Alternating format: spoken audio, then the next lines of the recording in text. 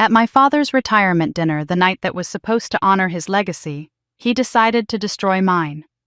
The chandeliers glowed warmly above us, casting soft gold over a room full of people who had known me since childhood. Neighbors, old co-workers, distant relatives, people who'd watched me grow up but never truly seen me. Dad tapped his glass, pride swelling in his chest. "Only the children who made me proud," he said, pausing for dramatic effect, "are truly mine." Laughter, applause, nods of approval. Then his eyes locked onto mine, cold, deliberate. "You," he said. "You can leave." The room froze. I felt every gaze slice through me as I rose from my chair, humiliation burning up my spine. Decades of being overlooked, dismissed, belittled, all culminating in this one final blow. But before I could take a step, another chair scraped back. My husband stood, slowly, calmly. And for the first time that night, it wasn't my father commanding the room. It was him. He slid a small black folder onto the table.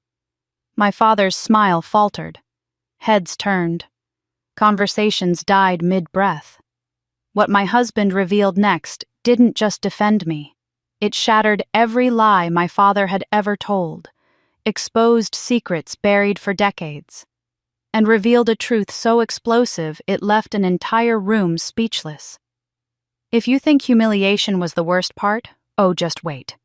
Because by the end of that night, the man who spent his life calling me a failure would learn exactly who he'd underestimated. And trust me, you won't see the twists coming. My name is Casey Graham. I'm 36 years old, a business strategist by trade, and a woman who has spent most of her life learning to survive being overlooked in her own family. I built a successful career with my husband Ethan, but in this room, my father's world, I still feel like the quiet girl standing in the corner, hoping someone might see her. The valet had barely shut our car door before I felt that familiar chill that always seemed to settle around me whenever my family was involved. The country club looked beautiful tonight, more elegant than I remembered. Warm lights glowed from chandeliers that hung like crowns above the polished marble floors. Gold-trimmed place settings sparkled on linen-draped tables. It should have felt celebratory. It should have felt like a special night honoring my father's decades-long career. But the moment I stepped inside, the air shifted. My siblings were already there, standing near the entryway like royalty accepting guests. My sister Melanie wore a fitted emerald dress and the expression of someone who knew she'd be the center of attention. My brother Chase stood beside her with a whiskey in hand, laughing loudly at something a guest had said. When their eyes flicked toward me, they offered the same reception. They always had a quick, polite nod, and then they turned back to more important people. No hi, Casey, no hug, not even a smile. Just enough acknowledgement to avoid looking rude, but not enough to suggest they were actually glad I came. Ethan's fingers brushed mine before he slipped his hand fully into my own. "You okay?" he whispered. "I'm fine," I said, the lie practiced from years of necessity. "It's just the usual." He gave me a gentle squeeze, the kind that always grounded me, and we walked deeper into the ballroom together. The decorations were undeniably impressive. My father had spared no expense. A large banner hung across the back wall. "Congratulations on your retirement. Dr. Graham." The font was bold, confident, exactly like the man being celebrated. And just like everything else in his life, there wasn't a single trace of me in the display. Guests mingled easily, their voices blending together into a hum of admiration for my siblings. "Melanie's store opened its third location," someone said. "She's doing so well." Another voice added something about Chase's recent promotion. Their praises floated through the room like a rehearsed choir, every note perfectly timed to remind me of my place. Invisible, unremarkable. An afterthought. I stood near a small table draped in white linen, partly to avoid being in the way, partly because I wasn't sure anyone would approach me, even if I tried. It didn't matter what I had accomplished in my life, my degrees, my achievements, the company Ethan and I built from scratch. In this room, all of that faded into background noise. My father had sculpted this hierarchy long ago. Chase, the golden son, Melanie, the shining daughter, and me, the placeholder in between. A woman my father used to work with stopped to greet Melanie. "Your father must be so proud of you," she said warmly. "You've really made a name for yourself." Melanie accepted the praise with a gracious tilt of her head before her gaze slid past me as if I were part of the decor. The words stung more than they should have. I'd had decades to become numb, but wounds like mine never fully healed. They simply learned to ache quietly. Ethan leaned slightly toward me. "You deserve better than this." "I'm used to it," I murmured. "Really. But tonight felt different. Something in the air was tighter, sharper." My father stood across the room speaking with Chase and Melanie. His head angled subtly in my direction as he whispered. The look he gave me wasn't merely dismissive. It was calculated, measured, as though he were planning something. I felt the smallest knot form in my stomach. I'd seen that look before, usually right before one of his public lessons, the kind he believed would toughen me up or remind me of my place. He had always been meticulous about maintaining control. Even now, retired or not, he needed to be the center of the room, and he needed everyone to remember the hierarchy he'd built. When his eyes met mine across the ballroom, there was something sharp there, something almost triumphant.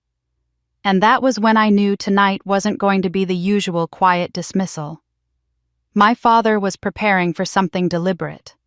Ethan must have seen the shift in my expression. "What's wrong?" he murmured, his voice low enough that only I could hear. I swallowed. "He's planning something.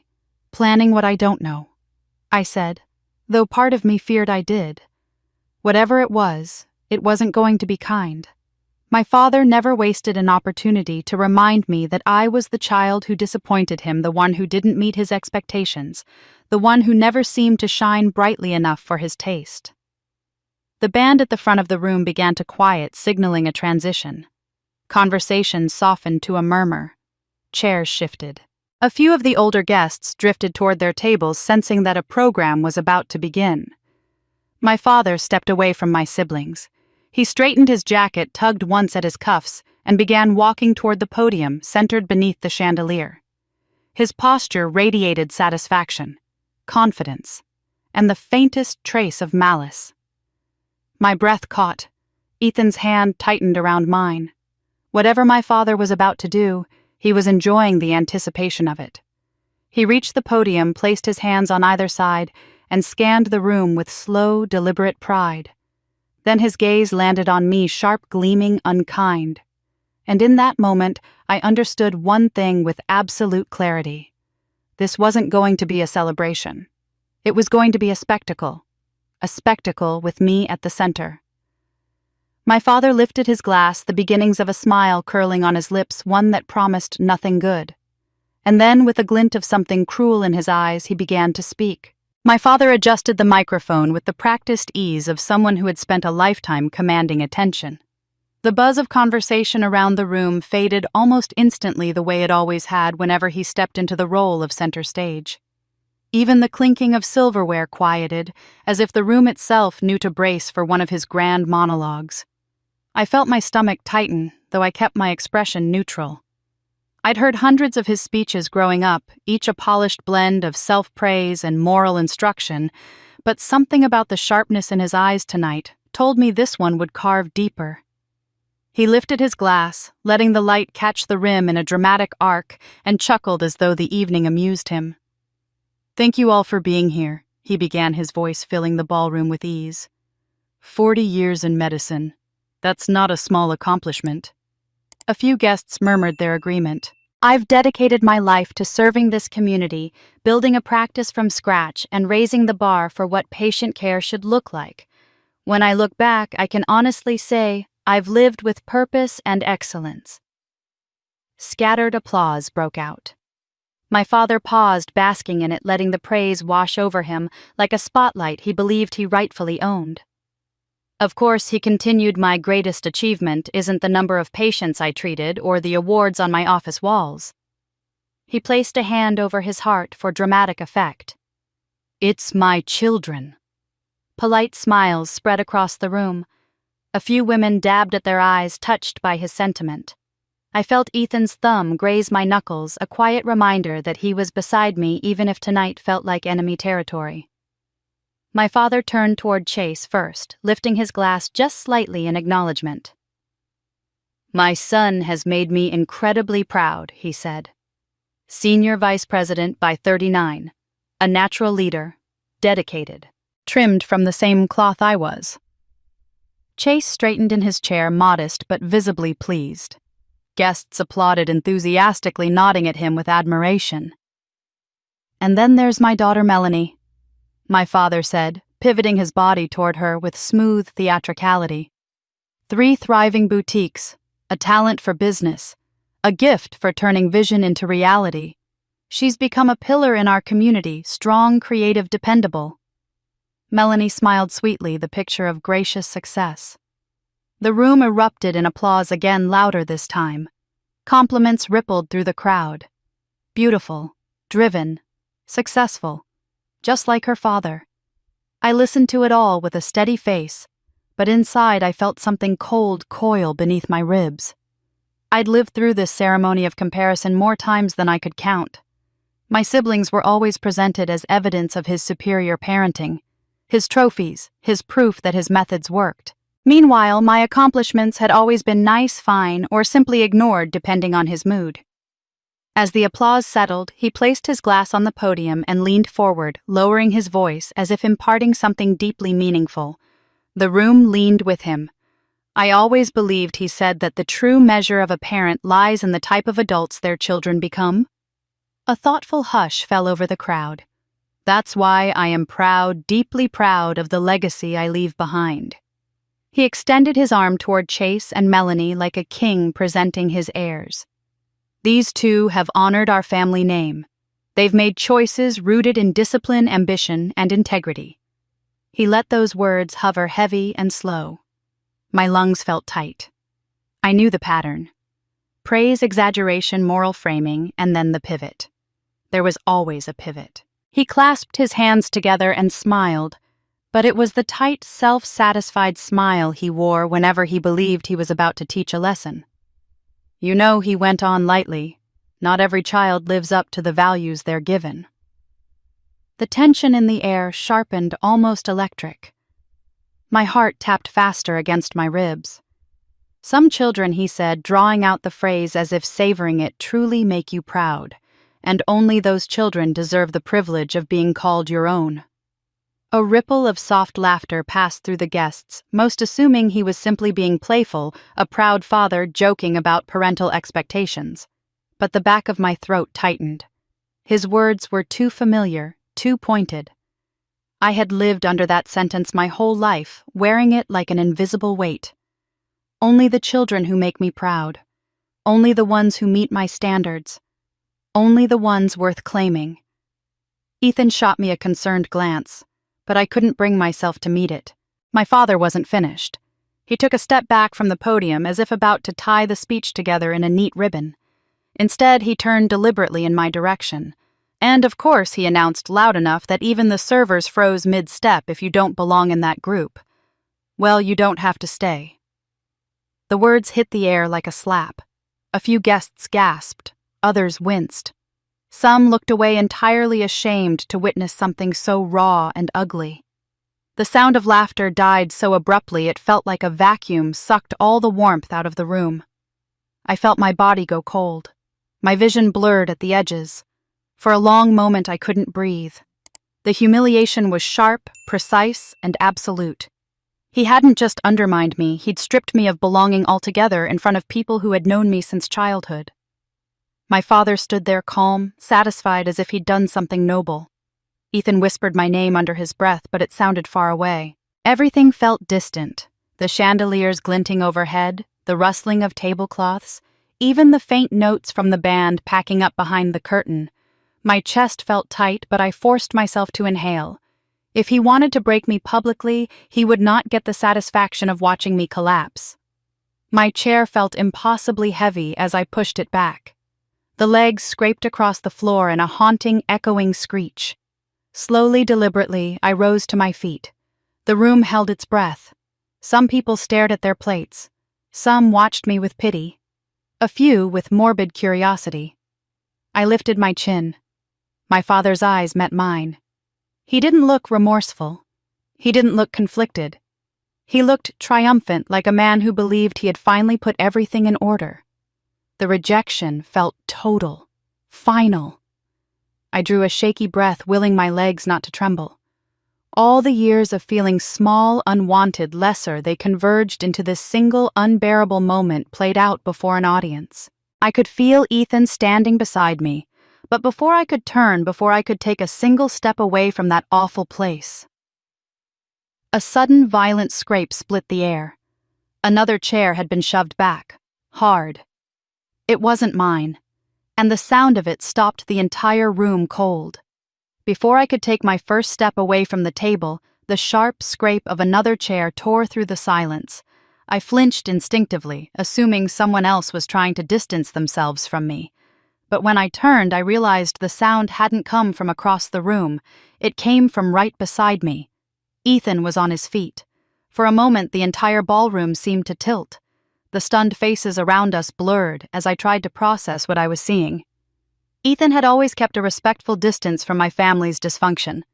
He'd been present, supportive, a steady anchor at every tense gathering, but never confrontational, never vocal. He understood how delicate the balance was, how quickly things could spiral. We had an unspoken agreement that he'd let me navigate my family on my terms. But the man standing next to me now was not the soft-spoken partner who usually blended quietly into the background. His jaw was tight, his posture rigid and controlled. His eyes, usually warm and gentle, held a cold, unmistakable fury that rippled through the room in a single shockwave. Even my father paused mid-smirk, thrown off by the sudden shift in energy. Ethan stepped closer, placing a steady hand on my shoulder. "Wait," he murmured, his voice low enough that only I could hear it. But the firmness in his tone rooted me in place. It wasn't a request. It was protection, calm, deliberate, and immovable. The whispers died. Forks hovered in mid-air. People leaned in despite themselves. My father had expected my humiliation to be quick, simple, and silent. He hadn't planned on Ethan stepping into the scene like a storm breaking the horizon. Ethan turned toward him, his voice clear and level. "I need you to explain yourself," he said. "Right now." The simplicity of those words made them feel even heavier. They sliced cleanly through the leftover noise, leaving nothing but raw tension behind. My father blinked momentarily, stunned. "Excuse me. You heard me?" Ethan replied, still composed, still unwavering. "On your retirement night, your celebration, you chose to single out your eldest daughter, humiliate her, and tell her to leave." He angled his body just slightly, his presence filling the space between my father and me like a barrier. "You owe Casey an explanation." A low murmur spread through the room. Guests shifted in their chairs, some exchanging uncomfortable glances. A few looked suddenly aware of how ugly the moment had truly been. Others stiffened, uncertain of what they should do, or whether they should be watching at all. My father's mouth tightened, but Ethan didn't give him time to gather his usual defenses. "You just spent 10 minutes praising your other children for every achievement they've ever had." Ethan continued, his tone razor-sharp in its calmness. "You spoke about legacy honor values, yet you chose to tear down the child who has carried more weight than either of them ever had to." He wasn't shouting, but the conviction in his voice was powerful enough to command the entire room. I felt a tremor of shock run through me. Ethan had never said these things out loud before, not even in private. He'd seen the way my family treated me, of course. He'd listened when I came home hurt. But to hear him articulate it, to frame it so clearly, so undeniably, felt like someone finally wiping fog off a mirror I'd spent my life staring into. My father straightened, bristling. "I won't be lectured in front of my guests. You'll answer the question." Ethan said, cutting him off so cleanly that a few people gasped. Why do you speak about Casey this way? Why do you treat her like an outsider? What has she ever done to deserve your contempt? The words echoed, settling on the room like dust. My father opened his mouth, closed it again, clearly searching for footing. His eyes darted between Ethan, me, and the watching crowd.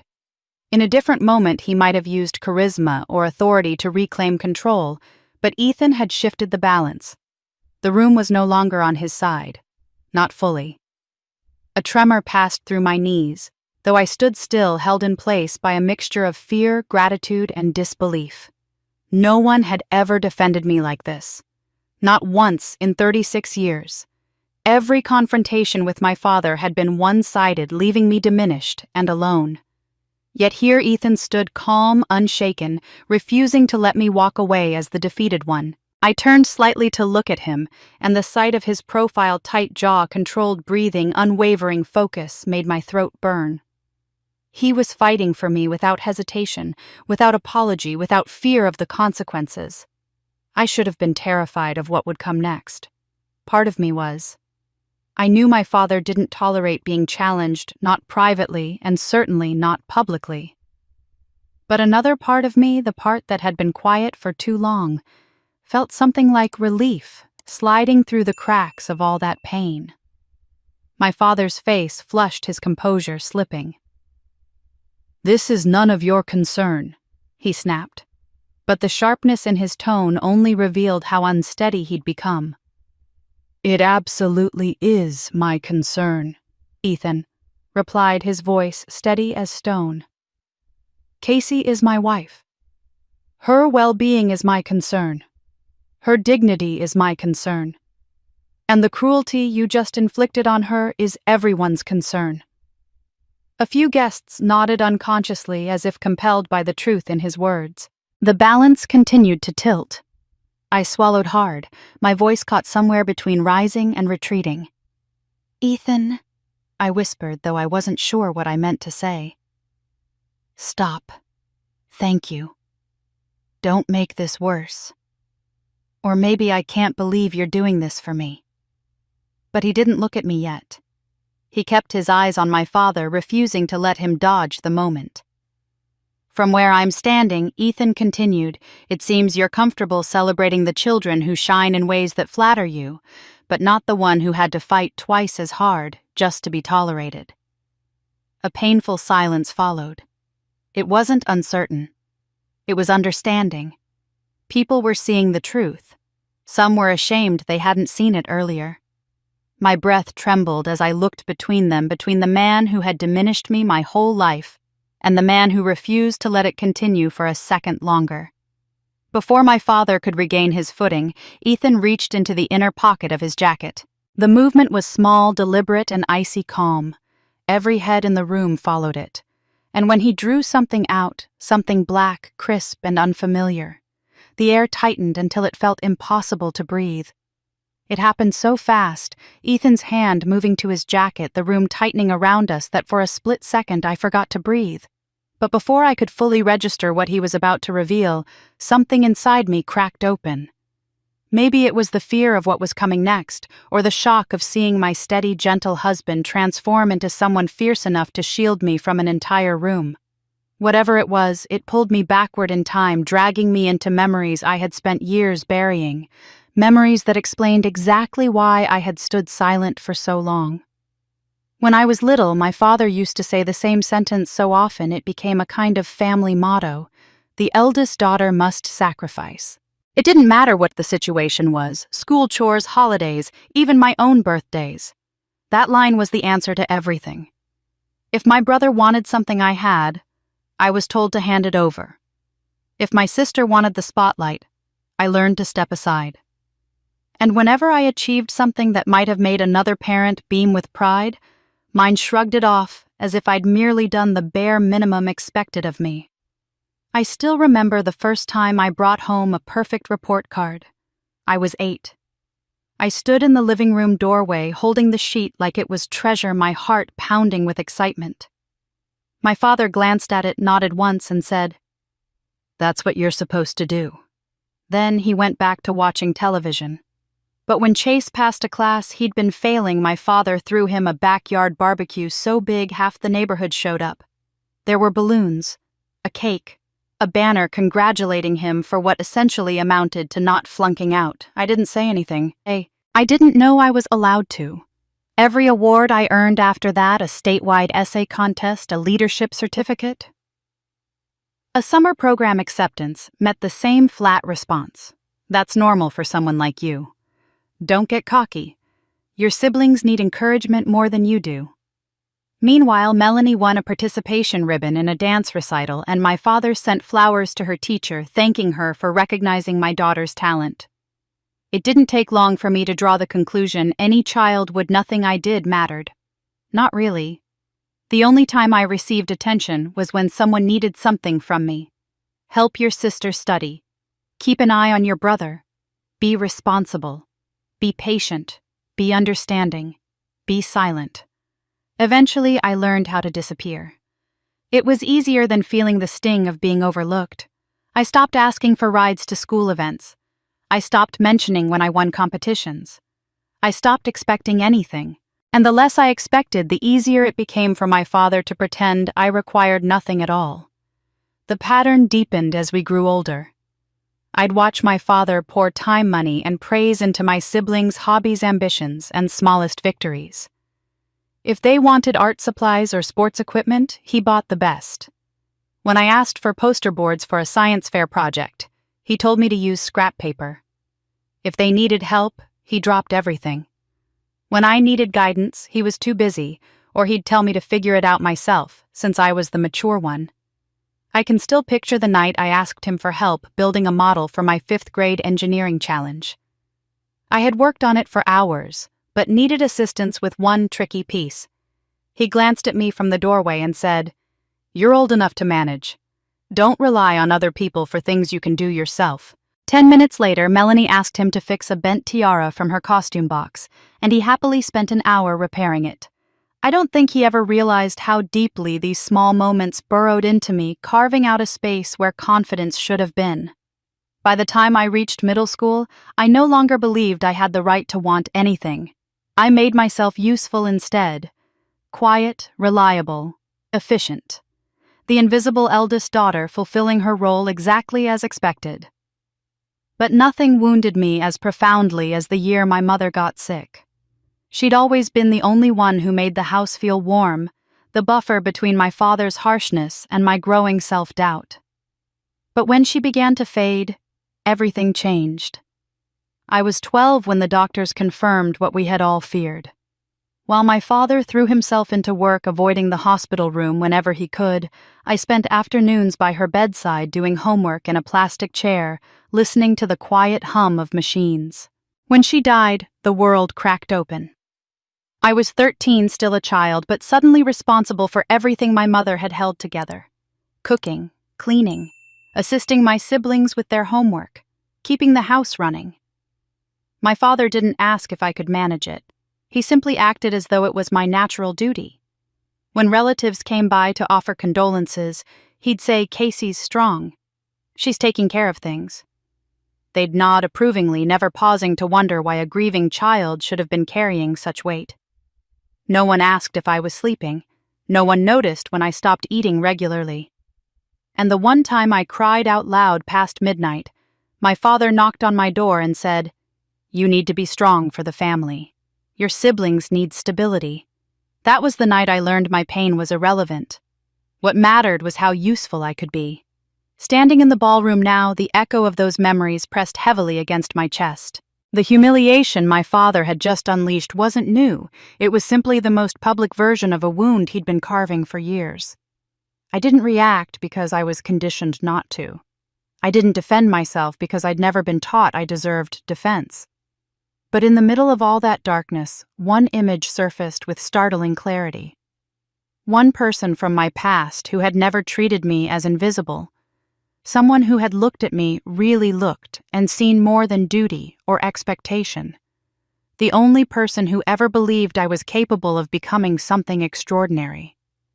The memory of that one person who once saw something in me dissolved into another much clearer image, Ethan's face the day I met him. Even now, standing in the middle of my father's ballroom under the heavy weight of judgment and shame, that memory drifted in like a warm breath on a cold window. A reminder that there had been a turning point in my life long before tonight, long before this confrontation. And that turning point had a name. I met Ethan when I was 27 at a leadership development conference I almost didn't attend. My company at the time had offered to sponsor one employee, and after weeks of deliberation, they'd chosen me. I still remember thinking they had made a mistake. I wasn't outgoing or charismatic or naturally commanding. I was the quiet one who worked behind the scenes. When I arrived at the conference center surrounded by brilliant, eager young professionals, my first instinct was to shrink into the background. It felt like stepping into a room full of people who instinctively knew their worth while I was still trying to prove I had the right to be there. The first workshop was a chaotic competition of voices. Participants eagerly tried to outshine each other with bold declarations and confident speeches. I sat near the back, contributing only when directly called upon, and even then keeping my responses brief. I noticed Ethan because he wasn't fighting for attention like the others. He took notes, listened carefully, and only spoke when he felt he had something meaningful to offer. There was a quiet calm surrounding him, an ease that felt out of place in a room buzzing with ambition. After the session ended, he approached me unexpectedly. "Your point about strategic pacing was really smart," he said. No one else in the room was thinking about long-term sustainability. I remember staring at him startled. People didn't usually compliment my ideas, much less take time to talk about them. I brushed it off shyly, but he pressed gently. "I mean it," he said. "The way you think is different. In a good way." That was the first moment I felt truly seen. Over the next few days, we gravitated toward each other naturally. We partnered on group projects, stayed late discussing ideas, and shared lunches where conversation flowed easier than I expected. He was curious in a way that felt sincere. Whenever I offered an opinion, he leaned in as though it was the most important thing he would hear all day. He didn't interrupt. He didn't correct. He didn't try to outdo me. He asked thoughtful questions and encouraged me to elaborate. It felt disorienting to be treated that way, not because he was overly kind, but because he made me feel like my thoughts had actual value. At first, I struggled to accept it. Compliments made me uncomfortable. Praise felt undeserved. Whenever he pointed out something I had done well, I immediately minimized it or gave credit to someone else. He didn't challenge me directly, but I could feel his understanding. I think he recognized the pattern before I did.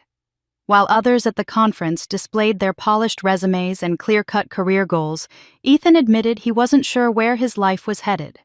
He came from a childhood marked by poverty and limits. He told me once in a quiet moment between workshops that the only thing he had ever been certain of was that he wanted to build a life better than the one he came from. Hearing that softened something in me. We were both navigating uncertain futures just from opposite ends of the emotional spectrum. As our relationship strengthened, Ethan quickly picked up on things I didn't even realize I was doing, deflecting credit, apologizing unnecessarily, shrinking whenever someone else took charge. He never criticized me for it. Instead, he consistently nudged me toward recognizing my own value. If I solved a difficult problem at work, he celebrated it. If I expressed doubt about a project, he countered with specific examples of my capability. He encouraged me to explore business ideas I used to dismiss before they even formed fully in my mind. It wasn't loud or forceful. He was simply steadfast, a quiet presence that pushed me to believe in myself the way he seemed to believe in me instinctively. But while he supported me wholeheartedly, I never told him the full truth about my family. I offered vague explanations. "We're not close. It's complicated. We're just different people hoping they would satisfy his curiosity." Every time he asked questions, I smiled and changed the subject. I didn't want him to see the ugliness behind the polite facade I maintained. I feared that if he knew the extent of my father's cruelty, he might look at me differently, wonder what I had done wrong.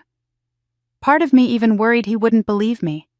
After all, my father was admired in our community, charming, respected. People adored the version of him they saw. Still, Ethan noticed things. He noticed the way my shoulders tensed whenever I received a call from my father. He noticed how I spent days preparing myself emotionally for family gatherings only to come home with that same quiet sadness in my eyes. He noticed my voice changed when I talked about my childhood flattening into something timid and careful. I thought I was hiding the truth, but I was only hiding the details. The wounds were visible no matter how deeply I tried to bury them. 3 months before this retirement dinner, when the invitation arrived in the mail, Ethan studied me as I read it. I tried to smile, but he saw through it. He asked if I wanted to go, and I told him yes, because it felt like the thing I should do. But even then, I think he sensed something brewing beneath the surface. My father wasn't the type to throw a simple party. He liked theatrics' power hierarchy. Something about the timing, the extravagance, it didn't sit right with Ethan. Quietly, without telling me, he began preparing. Gathering documents, asking questions, watching. One night, as we sat in bed hours after I'd told him I was anxious about attending, he turned to me with an expression I couldn't decipher. "If you could make them see the truth about who you really are," he asked softly, "would you want to?" The question stole the air from my lungs. I stared at him, unsure how to answer, unsure what answer I was even allowed to give. And that was the moment everything began to shift. When Ethan asked me that question, whether I would want my family to finally see who I really was, I didn't answer right away. I remember sitting there in the soft glow of our bedside lamp, feeling as though he had reached inside my chest and touched something I had buried so deeply, I barely recognized it anymore. The truth was, part of me wanted it desperately. Another part didn't believe it was possible. And a quieter, more frightened part feared that even if they did see me clearly, they still wouldn't care. Instead of answering, I leaned into him, letting his steadiness hold the pieces of me that always felt like they might scatter under pressure. What I didn't realize that night was that Ethan wasn't asking for my permission. He was preparing for something, and he already knew what he intended to do. Our rise began far from the polished spaces my family admired in an old, drafty garage with cracked concrete floors and a roll-up door that rattled whenever the wind picked up. It didn't look like the birthplace of a business, but to us it felt like possibility. We set up a folding table as our workspace bought refurbished computers and used mismatched lawn chairs we found at a yard sale. Every dollar mattered so much that we fixed broken cables ourselves, watched tutorials to repair software issues, and built our own shelving from scrap wood. There were nights the heater went out and we worked in coats, our breath fogging in the cold air. But it was ours. During those early months, we lived on caffeine determination and an unspoken refusal to give up. Ethan handled the systems, the technical frameworks, the operations. Everything that required the kind of meticulous patience he excelled at. I focused on strategy, client relations, pitch decks, and understanding the deeper issues behind the problems companies brought to us. We were opposites in all the right ways, filling each other's gaps with instinctive ease. Despite the exhaustion, those were some of the most exhilarating days of my life. Every small win felt monumental. The first time a client signed a contract, we celebrated with cheap takeout in the garage, sitting on overturned buckets because we hadn't bought real chairs yet. The first time we received an unsolicited positive review, I stared at the screen for so long, Ethan had to gently tap my shoulder to make sure I was breathing. And the first month we finally turned a profit, we stayed up until 3 a.m. planning how to reinvest it. We told no one what we were building. Not because we wanted secrecy for the sake of mystery, but because we knew what would happen if my family found out. Their criticism would have been relentless, their doubt crushing. So we learned to build confidence in our work rather than seek it from others. The secrecy became a shield, a way to protect something precious while it was still fragile. Whenever I did see my family during that time, the dismissals were constant. My father would smirk at dinners and ask how my little venture was going. He talked about it as if it were a phase, something I'd eventually grow out of once I faced reality. My siblings weren't any better. Chase told me I was playing pretend entrepreneur. Melanie asked me if I was tired of being broke yet. Every jab landed on the same tender part of me that had never fully healed. And because I'd been trained all my life to keep the peace, I didn't defend myself. I let them think what they wanted. I let them laugh, let them mock, let them imagine I was failing spectacularly. Quietly, without fanfare, I built something they would never see coming. The turning point arrived on a warm spring morning months after we'd opened our doors. A major corporation reached out to us in desperation. A larger consulting firm had mishandled a project so badly the company was hemorrhaging money and losing employees. They needed a miracle, or at least someone who could see what no one else had. When Ethan forwarded me their email, I felt a strange mixture of fear and excitement. We had never taken on anything that size before, but something deep inside me whispered that we could. The moment I began reviewing their systems, the problem was obvious. They didn't need dramatic restructuring. They needed alignment. Their incentives were contradictory. Their communication channels were fractured. Teams were being punished for working collaboratively when their metrics rewarded competition. No wonder they were falling apart. I spent 3 days designing a new framework that integrated their goals, rebuilt communication paths, and ensured every team benefited from shared success. When we presented it, the executives stared at me as though I had solved a puzzle they'd been blind to for years. They hired us on the spot. 2 weeks later, productivity skyrocketed. A month after that, their CEO personally called to thank me. And by the end of the quarter, they were recommending our firm to every partner, subsidiary, and affiliate in their network.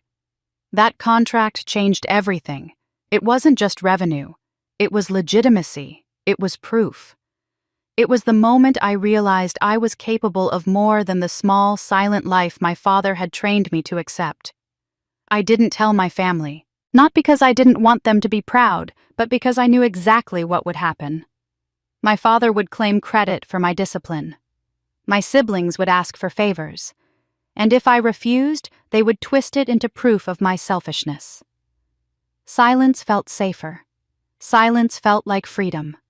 So I kept building in the shadows, letting my work speak for itself, while my family remained convinced I was drifting toward failure. Months passed. Our client list grew. Our revenue grew. Our confidence grew. And then one afternoon, the company we'd saved mentioned in passing that they had worked with my father's employer years earlier.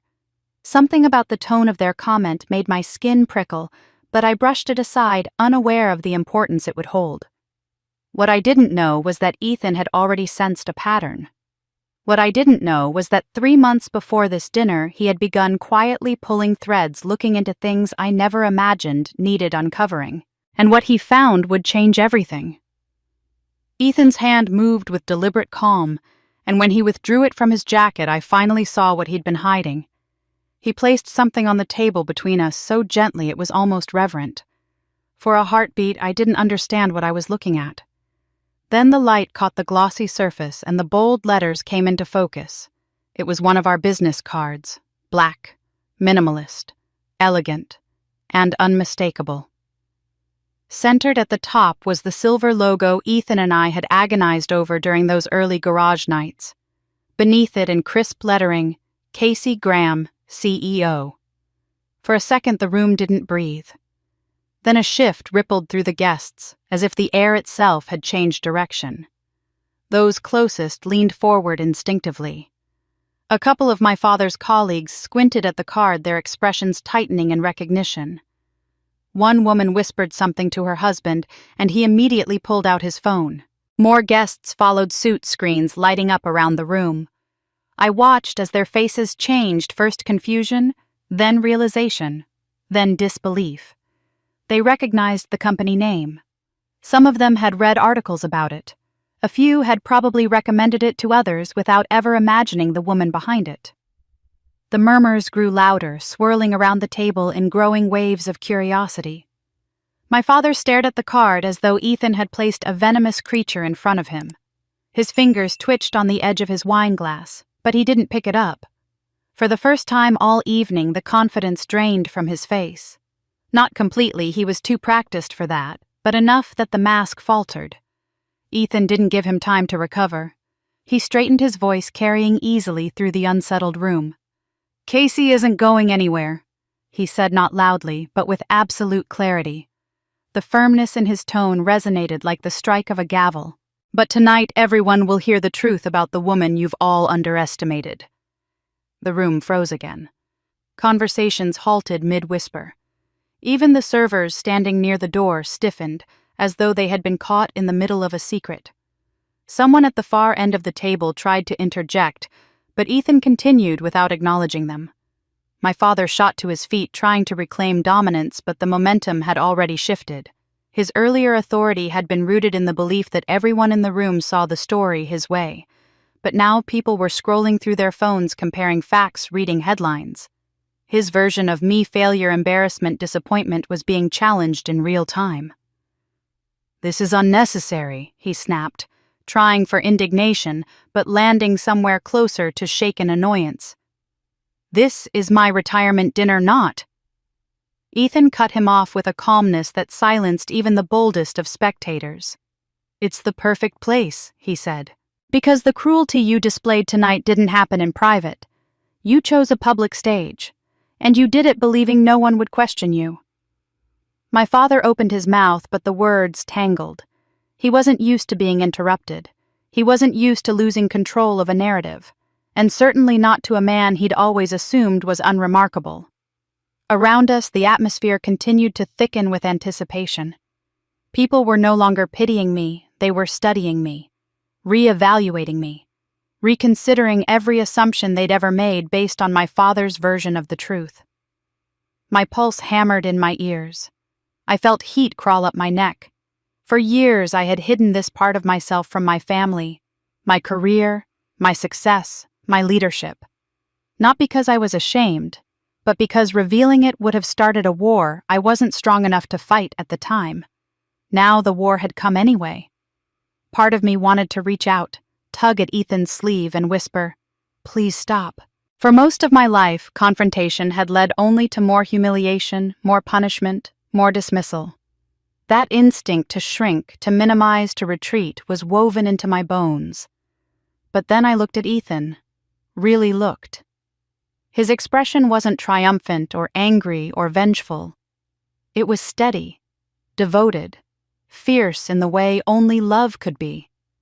He was doing this because he refused to let me walk away broken again. Because he believed I deserved to be seen. Because he wasn't afraid of my father the way I had always been taught to be. He had brought the truth into the room not for spectacle, but for me. And suddenly I realized I didn't want to stop him. Not this time. I felt something shift inside me, small but powerful, like the first deep breath after years of shallow ones. My hands trembled, but not from fear, from release. From the possibility that this moment, as terrifying as it was, might become the first time in my life where I didn't stay silent. I turned toward Ethan. He met my gaze, immediately searching my face with the gentleness only I ever saw in him. It took everything I had to lift my chin, but I managed it. I nodded. Just once. Permission. Ethan's eyes softened, but his resolve hardened. He turned back to my father, ready to speak again. But before he could, my father let out a sudden booming laugh, a laugh too loud, too sharp, drenched in contempt. It cut through the room, causing several people to flinch. "Casey!" he scoffed, shaking his head as if the idea itself were absurd. "What could she possibly have that's worth mentioning?" My father's laugh rang through the ballroom like something sharp thrown against a wall. It echoed off glass and marble, bouncing around the stunned silence that followed. When he finally stopped, he fixed Ethan with a look of pure disdain before turning that same contempt on me. "Casey." He scoffed again, as though the sound of my name itself were funny. "She hasn't accomplished anything worth talking about. Whatever that card says, it's either luck or something your husband built while she tagged along. Let's not pretend she's capable of anything on her own." He waved a dismissive hand, flicking his fingers as if swatting away a fly. The casual cruelty in the gesture made something in my chest twist. It wasn't new, not even close, but hearing it tonight in front of so many people felt like stepping into a familiar nightmare with no door out. Some guests frowned visibly uncomfortable. Others nodded subtly, their expressions agreeing with him in that quiet, insidious way that told me they'd always thought like him. A few whispered behind their napkins, shifting in their seats as if the confrontation was entertainment rather than a wound splitting open. My father straightened, emboldened by the attention. "Women running companies," he said with a scoff. "Honestly, we're acting like this is the world now. Women are meant to take care of their homes, their families, not play at being executives." Every word was coded in condescension. The tone was the same one he used when correcting nurses or lecturing female colleagues. Even back when I was a child, I'd heard him say similar things, though never this blatantly. It was as if tonight, with his guard down, his real thoughts finally spilled out unchecked. A young woman near the back gasped softly. Another guest, an older man, nodded in firm agreement, muttering something I couldn't hear. The divide was instant, and obvious lines drawn between people who felt his words were outdated and grotesque, and those who still clung to the same antiquated beliefs. My father continued oblivious to the shifting reactions around him. "Any success she claims," he said, pointing a finger in my direction without actually looking at me, "is temporary. Artificial. She doesn't have the temperament for leadership. Women don't. They get emotional overwhelmed. They don't make firm decisions. They don't belong in high-pressure roles. Everyone knows that." My palms grew cold. For years I had believed the reason he dismissed me, ignored me, was because I hadn't tried hard enough. Because I wasn't as impressive or charismatic or naturally talented as my siblings. But now, as he spoke without filter or restraint, a cold clarity washed over me. It had never been about my ability. It had always been about my gender. He never allowed me to succeed. He never could. His worldview didn't permit it. No matter how extraordinary I became, he would twist it into a flaw. I felt the weight of that realization settle deep in my bones.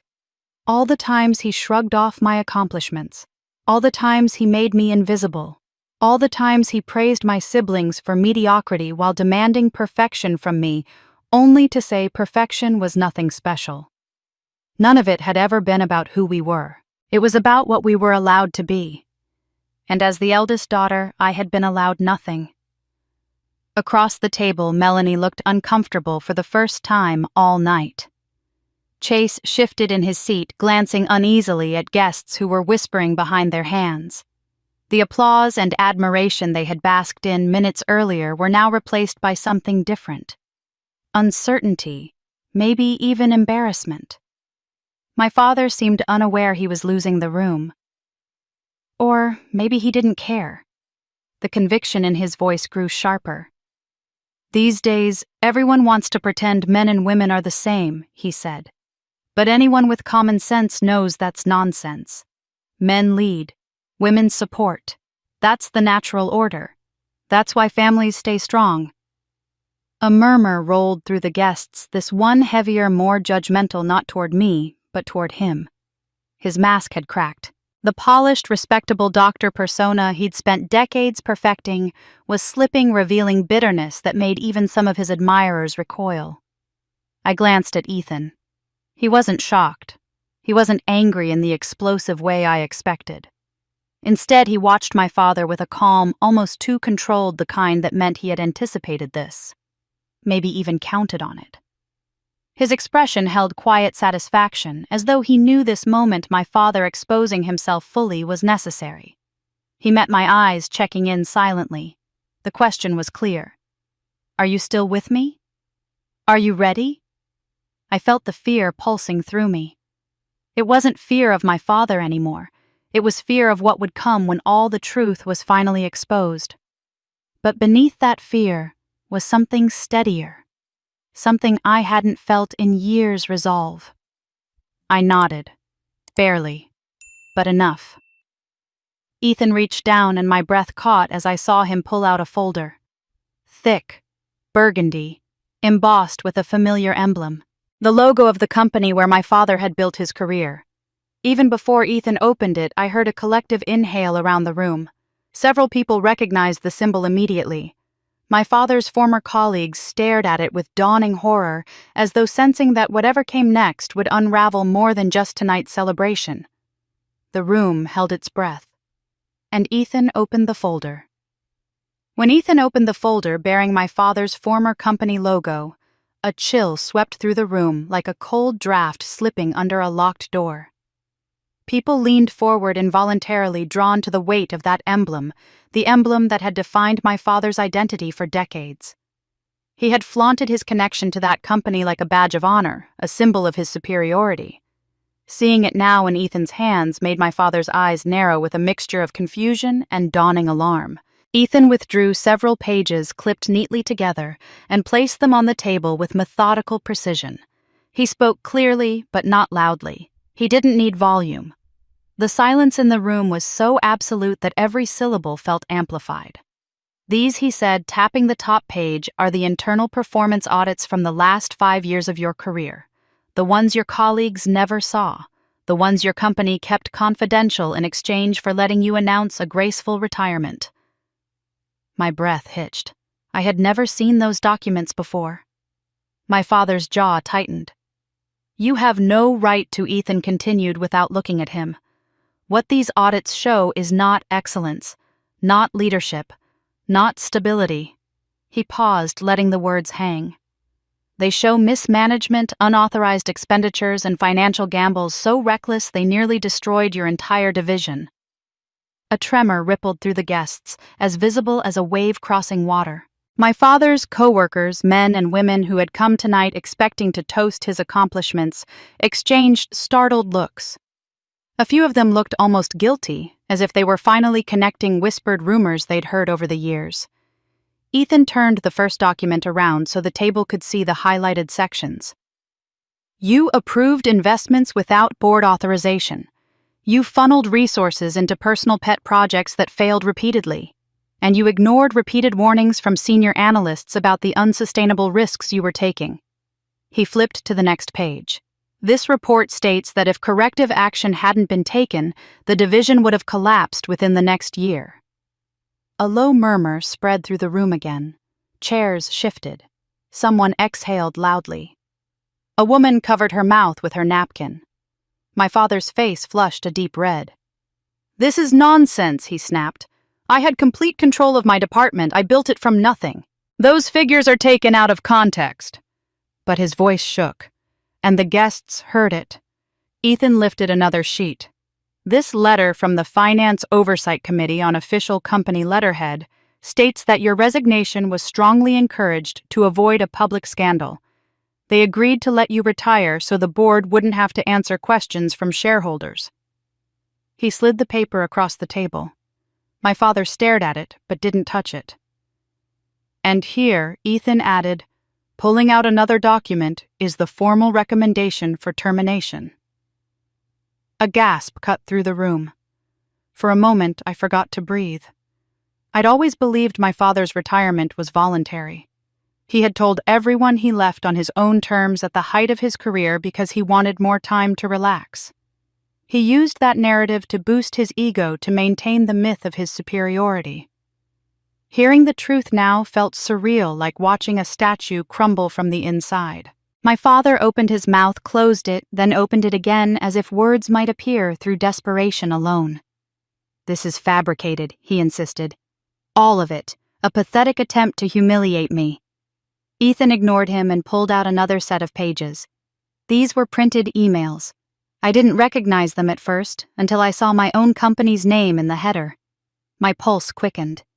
These, Ethan said softly, are the communications between your former employer and the consulting firm they hired to fix the catastrophe you left behind. My heart stopped. He continued before I could form a single word. They didn't announce the contract publicly because they wanted to contain the embarrassment. But they reached out to experts with a particular skill set, people capable of strategic intervention and crisis recovery. He placed the email at the top of the pile. And they found one. He turned the paper toward the room.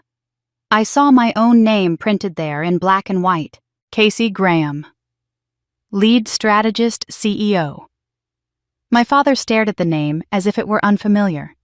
The division stabilized because of Casey's plan, Ethan said. She identified every structural failure, every break in the communication chain, every financial leak. She designed corrective systems that saved the company millions. Whispers broke out instantly louder this time, urgent, stunned. I felt heat rise in my chest, my throat, my eyes. I had known we'd taken on a project through a corporate partner. I had known it involved a high-pressure crisis.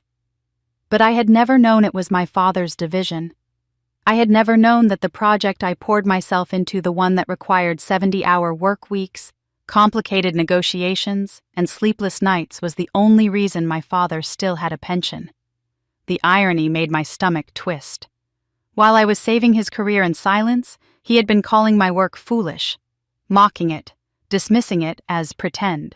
He had been telling anyone who would listen that I couldn't handle a serious job. And all that time I'd been carrying the weight of his failure. I didn't know whether to cry or laugh. My father slammed a hand on the table.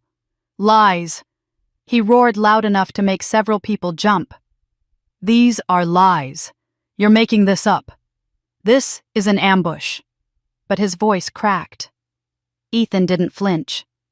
Instead, he reached calmly into the folder again and pulled out the final set of papers. Company-verified digital signatures, time-stamped emails from senior executives, internal memos praising my work in detail. "Everything here came directly from their legal department," he said. "Every document verified. Every signature authenticated. You can shout all you want, but the truth doesn't change." Several guests leaned forward to inspect the signatures. A former colleague of my father's nodded slowly, recognizing the names. Another covered his forehead with both hands. I looked at the papers. I looked at Ethan. I looked at the man who had spent my entire life telling me I was mediocre. And then I looked at my father, who now appeared smaller than I had ever seen him. His face turned a deeper shade of red, almost purple. A vein pulsed near his temple. His eyes darted wildly around the room, searching for someone, anyone who might salvage his pride. Finally, he pushed himself to his feet so fast his chair shot backward. He pointed a shaking finger directly at Ethan, his voice breaking into something raw and furious.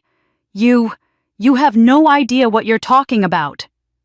My father's accusation still hung in the air, harsh and trembling, when something inside me shifted. For most of my life, I had been trained to fall silent whenever his voice rose, to make myself small, to retreat.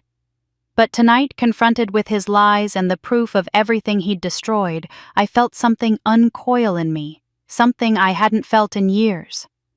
I heard my own voice before I realized I'd spoken. "You've always said that, Dad, that people don't know what they're talking about unless they agree with you." The room swung toward me, every gaze suddenly fixed on the daughter who had been invisible minutes earlier. My father froze mid-breath as if he couldn't believe I had spoken out loud. I didn't shake this time. I didn't swallow my words. They rose smooth and steady, formed by years of hurt that had finally found a crack to escape through. "This isn't the first time you've humiliated me," I said. "And it definitely isn't the worst." My father's face twitched. "Casey, don't start." But the dam had broken and there was no turning back. "I was 18, I said. "Do you remember that? The day I told you I'd been nominated for that leadership program?" A ripple of recognition passed through a few relatives at the back of the room. Older cousins, an aunt who shifted uncomfortably in her chair. They remembered. Even if they didn't want to. My father tried to interrupt again, but Ethan placed a hand on my arm, light supportive, silently telling me to keep going if I was ready. I was. It was the first thing I had ever applied for that felt like a door opening. I continued. I had spent years helping raise Chase and Melanie. I hadn't joined clubs or sports teams or done anything just for myself. But that program... It was the first time I thought maybe I could study leadership. Maybe I could build something. Maybe I could make a life that wasn't only sacrifice. A low murmur rolled across the tables. People were listening now, not out of curiosity, but out of something deeper. Recognition, shock, sympathy. "I thought you might be proud," I said. "Just once. I thought maybe you'd say I was capable of something." My father's jaw clenched, but I didn't give him space to speak. But instead, I said, my voice tightening, "You called the entire family together. 30 people. Aunts, uncles, cousins. People who had known me since I was in diapers." The memory hit me like a cold wind, vivid and sharp. "You stood in the middle of the living room," I said, "and told everyone I had started believing delusions. You said I was getting above my station. You said girls who reached too high embarrassed themselves and their families." Gasps rippled through the guests, some shocked, some ashamed, some clearly reliving the scene along with me. My aunt looked down at her lap. My uncle shifted uncomfortably. My father's eyes darted wildly as if searching for someone who might rescue him. I kept going. "You laughed," I said softly. "You told everyone I needed to be put back in reality. You told me my purpose was to find a husband, not to lead, not to dream, just to serve." The humiliation came back so clearly that for a moment I felt 18 again, small, raw, burning with tears I wasn't allowed to shed. "And it wasn't just you," I said, turning toward my siblings. Melanie dropped her gaze, suddenly very interested in her napkin. Chase stiffened his jaw tight. "You joined in," I said. "You called me delusional, arrogant. You said I was pretending to be better than everyone." Chase's face reddened. Melanie's eyes went glossy, but she didn't speak. "My own brother told me I was forgetting my place," I said, voice barely above a whisper. "My sister said I needed to get realistic. All because I wanted to apply for something that might change my life." A few relatives looked stricken now, their eyes darting between my father and me. They remembered it too. They just hadn't done anything then, and they didn't know how to respond now. That night, I said something inside me broke. My hands trembled slightly, but Ethan's hand on my arm steadied me. "I packed a small suitcase," I said. 2 pairs of jeans, a sweater, a couple of notebooks, and $40 I had saved from babysitting. I walked out the front door and I waited. My throat tightened. I waited to hear someone call my name. I waited for Mom's voice or yours or anyone's. I waited for someone to say they were sorry, or that they didn't mean it, or that they wanted me to stay. The silence in the room thickened heavy and suffocating. "But nobody came," I said. "Nobody called after me. Nobody checked where I was going. The only sound I heard was the television turning on again." A deep ache spread through my chest, but I held my head high. I was 18, heartbroken and basically homeless, I said. But for the first time in my life, I was free. I could breathe without wondering what I had done wrong. I could exist without being told I wasn't enough. I saw my father clench his fists, his mouth trembling with anger, embarrassment, denial. It didn't matter. The truth was stronger than his fury. I tried calling a few times. I continued, voice softer now. Birthdays, holidays. I thought maybe things would change. Maybe you would change. I shook my head. But every time we spoke, you criticized my choices, told me I was making mistakes, or asked me to give money to Chase or Melanie. Not once, not one single time did you ask how I was doing. A tear finally slipped down my cheek, but I didn't look away from him. "You didn't lose me," I said. "You pushed me away, and you never looked back." The room was utterly still. No whispers, no shifting chairs, only breath and tension, and the weight of every truth that had finally been spoken into the open. Then Ethan gently squeezed my hand. And in the stunned, breathless silence, he turned to the crowd and said quietly, "But that's not the whole story." For a moment after Ethan spoke, the room stayed suspended in a kind of stunned hush. My story hung heavy in the air, raw and exposed, and I felt the quiet tremor in my own chest as I waited for whatever Ethan would say next. His hand was still wrapped around mine, warm and steady, grounding me in a way I desperately needed.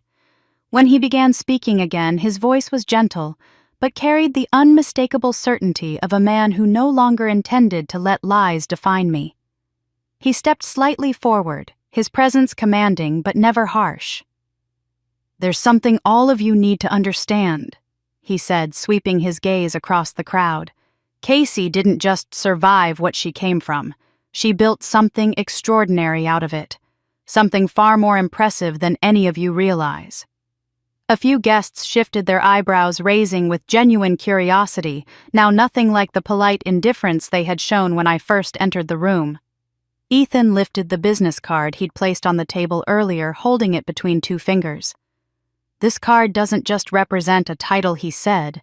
"It represents the heartbeat of a company that has become one of the fastest-growing consulting firms in this region. And that growth didn't happen because of me. It happened because of Casey." My breath caught, but I didn't interrupt. I could hardly trust myself to speak anyway.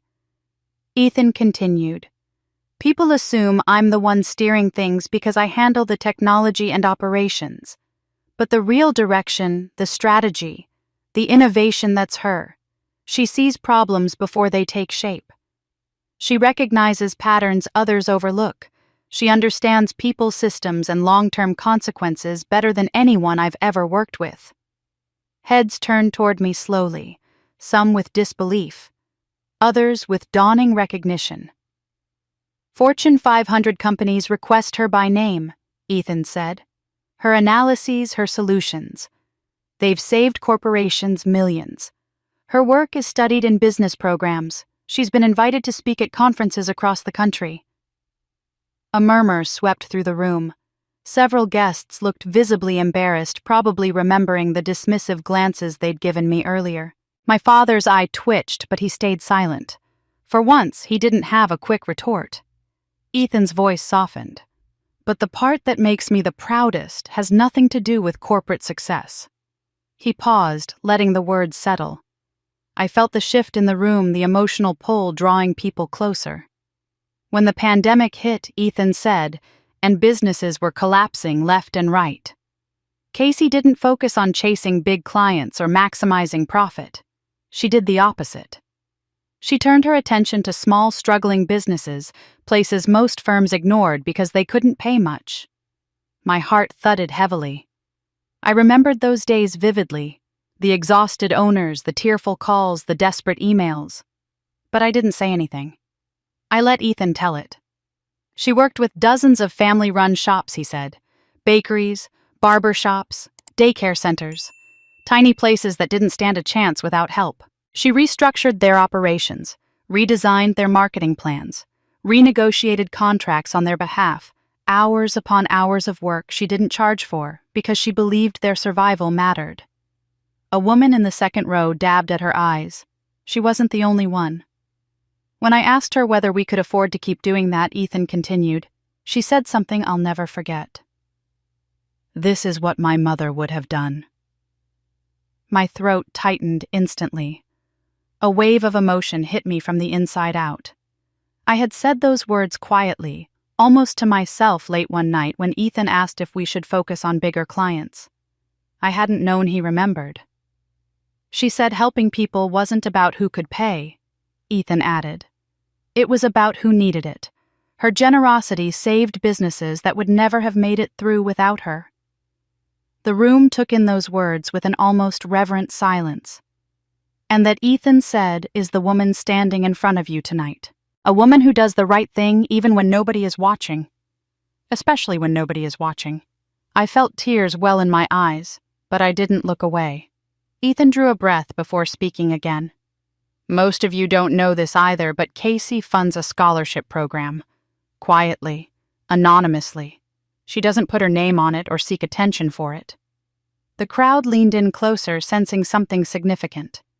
"She created a fund for underprivileged students in her father's hometown kids who came from households like hers. Students with potential but no support. She's put 17 young people through college in the past 5 years." A gasp rippled through the guests. I swallowed hard. I never talked about this program, not even with close friends. It wasn't something I did for praise. It was a promise I made to myself long ago that no child with dreams would feel as alone as I had. "Casey believes in giving others the chances she was denied," Ethan said. She spends tens of thousands every year on students she's never met, and she never tells anyone, not for one simple reason. He paused, his voice gentle. Because she remembers what it feels like to need someone to believe in you. My chest tightened, not with pain, but with something deeper, something like old grief mixing with new strength. Around the room, people were crying. Even some of my father's old colleagues wiped their eyes. The contrast between my father's cruelty and the life I had chosen to build was so sharp it seemed to reverberate through the air. My father, however, stayed rigid, his jaw clenched so tightly a muscle pulsed at the hinge. He looked furious, humiliated, cornered. But he also looked smaller, like a man losing the battle he thought he would never have to fight. Ethan turned then, facing him directly. The expression on his face was calm, measured, but unwavering. When he spoke, his voice carried through the room with a gravity that made every head lift, every breath pause. "But there's something else you need to know," Ethan said quietly. "Something even Casey didn't fully realize until recently." His gaze locked on my father. "And it changes everything." Ethan didn't look away from my father as he spoke those final words. But I felt the shift in the air turn toward me again, the tension tightening like a wire drawn between the past and the present. My pulse hammered as I tried to imagine what he meant, something I didn't fully realize. After everything that had already been revealed tonight, what more could there possibly be? He finally broke his gaze from my father and reached into the folder once more. This time, what he pulled out wasn't a stack of financial reports or corporate memos. It was a series of printed emails. I recognized the formatting, instantly personal messages, not professional documents, and my stomach dropped as my eyes skimmed the subject lines written in bold black ink. My name appeared in every single one of them. Ethan laid the first email on the table, turning it so I could see it clearly. But I didn't need help recognizing it. The small, sinking feeling I'd had years ago, the one I pushed down and tried to forget, surged back into my chest. That first one, Ethan said softly, was forwarded to Casey by accident, 5 years ago. I swallowed hard. I remembered that day. I had just finished a second-round interview with a company I had admired for years. The meeting had gone exceptionally well. They'd hinted at an offer. I'd gone home with more hope than I'd felt in a long time. And then a notification pinged on my phone. A message forwarded from Melanie accidentally. Instead of copying someone else, she had added me. At first, I thought it was a harmless mistake until I opened it and saw my own name in sentences that made my world tilt. Even now, seeing the printed copy on the table made bile rise in my throat. Ethan lifted the email. This, he said, addressing the room, was sent to the hiring manager at the company Casey was interviewing with. He began reading it aloud. "In case you need background, the email said you should know that my sister Casey is emotionally unstable and tends to exaggerate her accomplishments. She makes things up to seem impressive. She also struggles with reliability and has a history of quitting things when they get difficult." I felt my heart twist painfully at every lie. Gasps echoed around the room.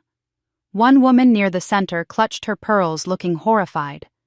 Ethan placed the first email down and lifted another. And here is one from Chase sent on the same day. Notice how the language matches. He read, "Just wanted to give you a heads up. Casey is a bit dramatic and can be unpredictable. She's not great under pressure, and sometimes she imagines opportunities are bigger than they really are. She means well, but I'd hate for your company to deal with the consequences." A few people groaned audibly, shocked by the blatant malice. Ethan laid the second email next to the first, then revealed a third. And this, he said, is the message the two of them sent to each other, coordinating the lies, making sure they used the same phrases so the stories would match. I stared at the page, anger and heartbreak tangling in my chest. The email was short but devastatingly clear. "Make sure you mention she exaggerates things. That'll line up with what I said. And remind them she's not good with pressure." I felt my vision blur for a moment, memories slamming back into me like waves. I remembered crying alone in my small apartment after the rejection, thinking I'd failed, thinking I wasn't good enough, thinking the interviewers had seen something lacking in me that I hadn't realized. All the while, the truth was sitting in my inbox, forwarded by mistake. Ethan spread the emails across the table like a map of betrayal. These weren't misunderstandings, he said. This wasn't miscommunication. This was deliberate sabotage. My siblings sat frozen pale, their earlier arrogance drained out of them. Melanie's lips trembled, but no apology formed.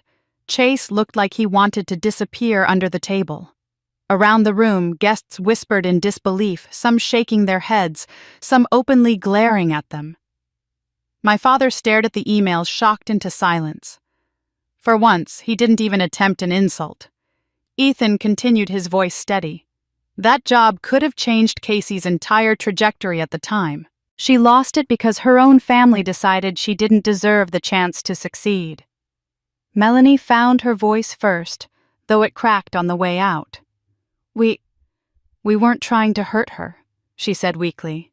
We were trying to keep her from embarrassing herself. She always gets ideas that are too big. We thought she'd be miserable in that job. Someone scoffed loudly. A woman near the end of the table muttered, "Unbelievable." Chase scrambled to justify himself. We were helping her. She would have thanked us eventually. She's always reaching for things she's not ready for. Dad taught us to keep her grounded. A disgusted murmur swept through the audience. An older woman shook her head, appalled. "What kind of family does this to their own?" she whispered harshly. I let their excuses wash over me, each one slicing deeper. They weren't sorry. They weren't remorseful. They weren't even aware of how cruel they'd been. To them, my dreams had always been a threat, something that needed to be stomped out before it grew into something real. I felt an ache tighten in my chest as the memory of that lost opportunity resurfaced. I had mourned that job for months. I had blamed myself, questioned myself, wondered what flaw the company saw in me that I couldn't see in the mirror. But the truth was here now in black and white. My siblings had planted the failure. A strange, bittersweet feeling rose within me, because as painful as the memory was, I also realized something quietly powerful. That job. I began softly surprising myself as the words came out. It would have been safe, predictable, comfortable, but it also would have boxed me in. The room listened, holding its breath. When they sabotaged me, I thought it meant I wasn't enough. I thought it meant I wasn't meant for big things. But losing that job pushed me somewhere I never would have gone on my own. My voice steadied, strengthened. It pushed me toward building something myself. Something nobody could take from me. Not employers, not gatekeepers. And definitely not family. I felt that truth settle inside me like a stone finally finding its place. No, I would never be grateful for their betrayal. But I could acknowledge what it led me to. Independence, strength, self-belief, a career on my own terms. Still, as I looked at Melanie and Chase, people I had fed, tutored, protected, defended when they were children, I felt a familiar ache twist deep inside. Betrayal from strangers hurts. But betrayal from the people you raised, that wound never fully heals. The room buzzed with outrage, disbelief, sympathy. Guests exchanged horrified looks, shaking their heads in collective judgment of the siblings who shrank smaller with every second. Then Chase blurted out, his voice cracking with fear and anger. "How did you even find out about those emails?" Chase's question, how we found the emails, hung in the air like smoke from a match, sharp and lingering. But before Ethan could answer, something in the room snapped. Maybe it was the weight of the truth finally hitting them, or the sudden realization that their secrets had nowhere left to hide. Whatever it was, the fragile unity my siblings once flaunted shattered in an instant. Melanie rounded on Chase with a fury I had never seen from her, her voice pitched high with panic. "You said it was harmless," she hissed. "You said it was just to keep her from embarrassing the family. Don't you dare make this all my fault." Chase blinked at her as if he'd been slapped. "My fault? You wrote the first email. You're the one who started it. I just followed your lead." Melanie's jaw dropped, followed my lead. You begged me to help you because you were terrified she'd get ahead of you. You always hated how smart she was. Chase's face reddened instantly, his eyes darting around the room as if searching for a way out. I hated it because Dad always compared us. He'd hold Casey's grades over my head and tell me I wasn't trying hard enough. And she acted so perfect, I acted perfect. The shock in Melanie's voice cracked into something bitter. Do you have any idea what it was like growing up next to her? Everyone said she was so pretty, so talented, so capable. You all pretended I was the star, but I heard the whispers. I knew she was the one everyone thought had the most potential. I froze. Melanie had never spoken those words before, not even close. I didn't know whether to feel stunned, angry, or strangely sad. You were jealous of me, I whispered. She scoffed, but her eyes were watery. Of course I was jealous. You walked into every room like you belonged there. You were confident. You were you. And I was standing next to you, terrified that someone would see through all the praise Dad heaped on me. I couldn't let you succeed. If you did, it would prove everything he said about me was fake. Her confession sliced through me, equal parts painful and revealing. I had always assumed Melanie loved the spotlight my father gave her. I never imagined it felt like a burden she resented. Chase shook his head vehemently, unable to let the attention drift away from his own flailing justification. She's making excuses. I only went along because I knew if Casey became successful, Dad would blame me for not being more like her. He always blamed me. You know he did. Melanie let out a harsh laugh. You went along because you wanted to. Don't pretend otherwise. You couldn't stand the idea of her outshining you. The two of them spiraled into a heated argument, voices, rising hands, gesturing wildly. Years of resentment, jealousy, and bitterness poured out like water bursting from a cracked dam. They blamed each other, accused each other, dredged up memories I'd long forgotten, moments I didn't even know had been twisted into silent rivalries. Their words crashed over each other, a storm of accusations, exposing a truth I had never quite allowed myself to consider. The resentment they carried for me wasn't new. It had been coiling beneath our childhood like a sleeping snake waiting for the right moment to strike. Around the room, relatives shifted uneasily. Some looked horrified, others ashamed. A few exchanged glances that said they weren't surprised at all. The facade of a happy, united family, something my father had worked tirelessly to curate, crumbled before everyone's eyes. Then, unexpectedly, an uncle spoke up. His voice was quiet but carried enough weight to cut through the chaos. I tried once, he said, looking down at his clasped hands. I told your father he should acknowledge what a good student you were, Casey. How responsible you were. He didn't talk to me for 6 months. Gasps rippled through the room, but he continued. He told me I was undermining his authority, said you didn't need praise, only discipline. After that, I stayed quiet. His confession made my chest ache. I had always wondered why he grew distant over the years. I had never guessed the reason. An aunt dabbed her eyes with a napkin. I used to see you crying after those family dinners, she said, her voice trembling. In the hallway or the kitchen when everyone else was laughing. I wanted to comfort you, but your father had a way of making us all afraid of stepping out of line. Her shoulders shook as she wiped her tears. I'm so sorry I didn't do more. More relatives joined in their guilt, spilling out in quiet admissions. They had known. They had seen glimpses. They had felt uneasy. But fear of losing their place in the family hierarchy had kept them silent. Their words were painful to hear, but they also confirmed something I had doubted for most of my life.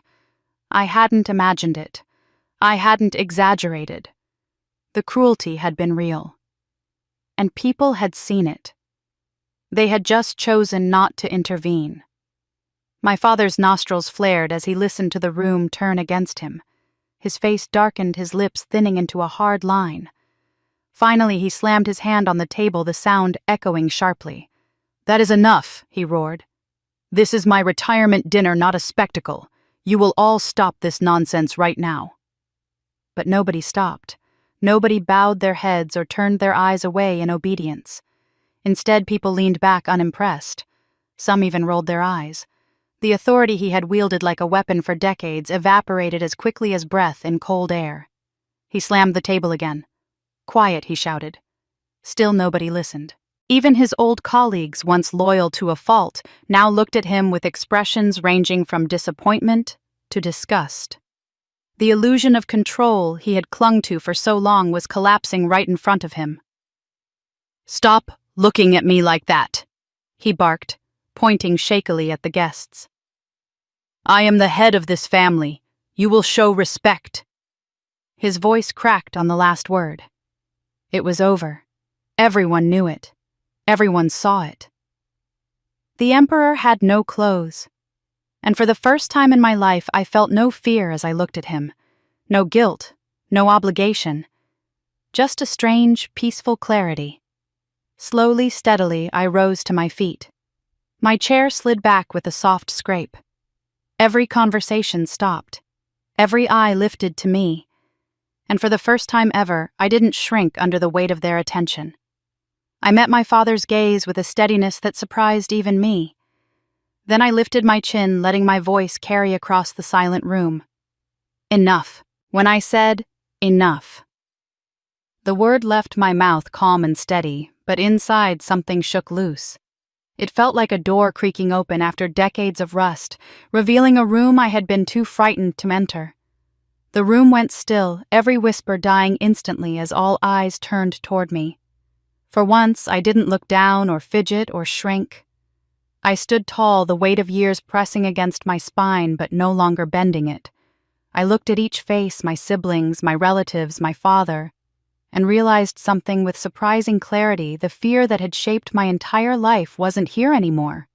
It had burned off somewhere between the truth being exposed and the moment I finally rose to meet it. I drew a slow breath. "Do you know," I began softly, "how many years I spent trying to earn a single word of praise from you?" My father stiffened, but I didn't stop. As a child, I thought love was measured in approval. I believed if I worked hard enough, achieved enough, maybe one day you'd look at me and say you were proud. So I tried. I tried harder than you'll ever understand. My voice trembled, but I kept going. I brought home straight A's year after year. I waited for you to smile or pat my shoulder or say good job. Instead, you told me it was expected. Nothing special. Just what I was supposed to do. Guests shifted uncomfortably, the truth scraping against the image they once had of him. I won awards, I continued, academic competitions, leadership recognitions, volunteer service medals. I carried them home with a flutter of hope every time, and every time you said, "Don't let it go to your head," or "Anyone can do that." The memories rose up like ghosts, small, sharp, impossible to forget. And when Mom died, I said, my voice quieter. I stepped into responsibilities no 13-year-old should ever carry. I cooked, I cleaned, I helped with homework. I held the family together because someone had to, but even then you didn't say thank you. You said it was my duty, that I owed it to you, that I shouldn't complain. A faint tremor rippled through the room. My aunt covered her mouth. My uncle blinked rapidly. People who had once believed my father's narrative were seeing it through new eyes through mine. I spent nights lying awake. I admitted wondering why nothing I did mattered, why I could never meet your expectations, why I always felt one mistake away from losing whatever sliver of affection you might have left. My throat tightened. I swallowed hard. I thought something was wrong with me. I thought I was fundamentally flawed. That if I just tried a little harder, worked a little more, maybe I'd finally be enough. A single tear slipped down my cheek, but I didn't wipe it away. For the first time, my vulnerability didn't feel like weakness. It felt like truth. I looked directly at my father. He stared back with rigid defiance, but there was something uneasy in his eyes, something like cracks forming in old stone. "I want you to understand something," I said. "This isn't about revenge. It's not about punishing you. It's not about shaming anyone." My father opened his mouth as if to argue, but I held up a hand and to my shock, he actually stopped. "This is about me," I said.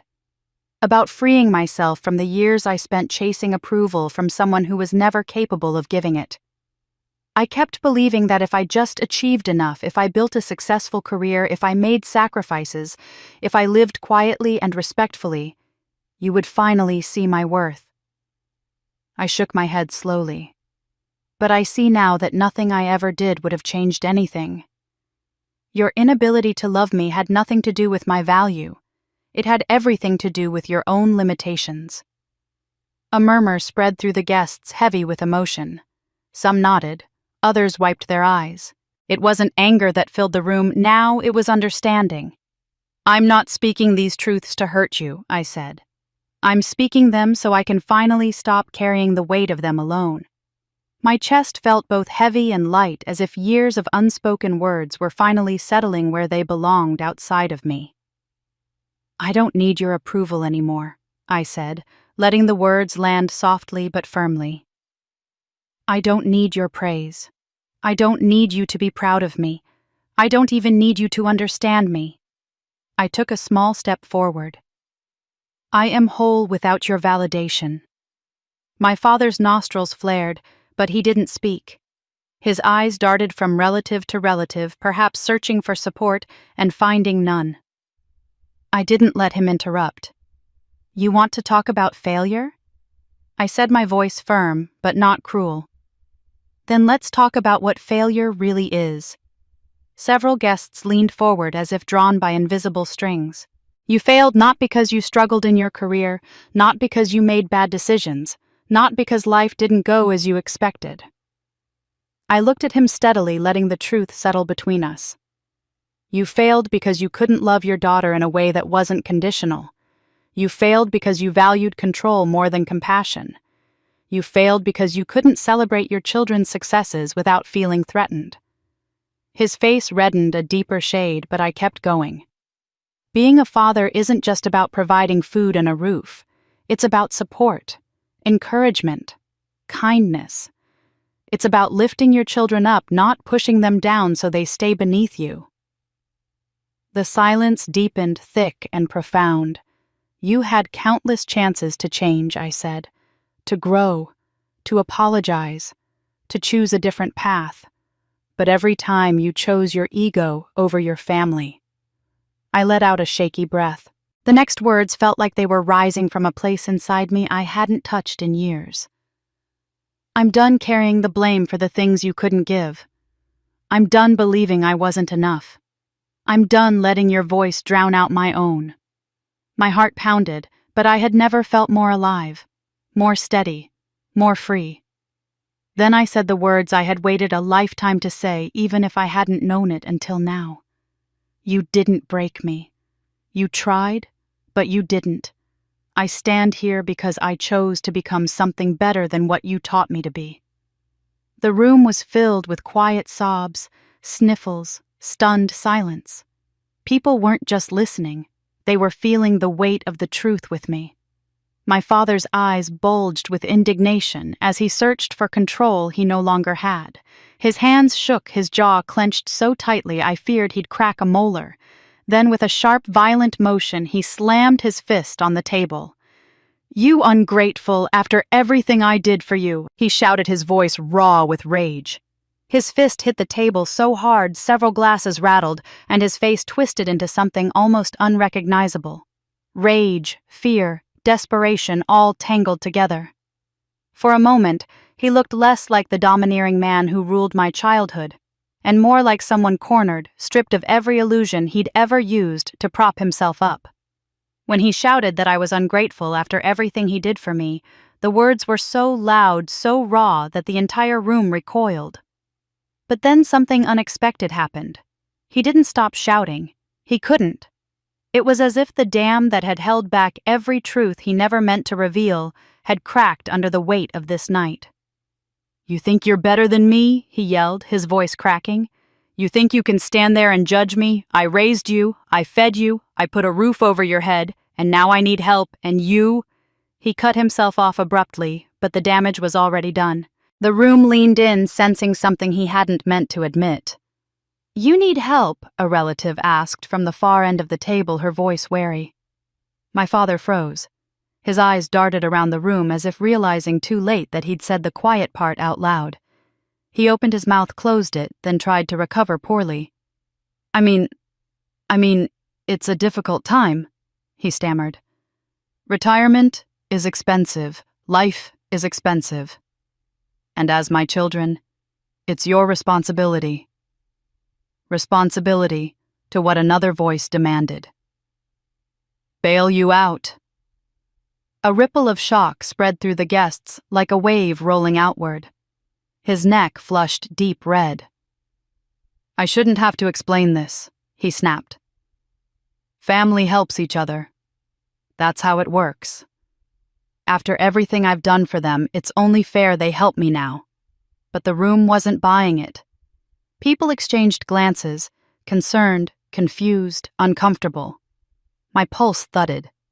I stepped forward just slightly. How much debt are you in? He flinched as if I'd struck him. That's none of your business, he barked, but the tremor in his voice gave him away. Oh my God. Melanie whispered, her face draining of color. Dad, how bad is it? He glared at her, furious that the conversation had turned. You don't talk to me like that. I am still the head of this family. Chase frowned. Dad, just tell us. Don't tell me what to do, he snapped, voice rising again. If you all weren't so selfish, I wouldn't be in this position. I thought one of you, just one, would have enough loyalty to help fix things. I felt the shift in the room like a sudden gust of cold air. This dinner wasn't about celebration. It never had been. And now everyone knew it. You planned this, I said softly. This entire evening. The speeches, the guests, the theatrics. You planned it as a setup. His eyes flicked toward me, panicked. I planned a family gathering, he insisted, to bring everyone together, to remind you of your responsibilities.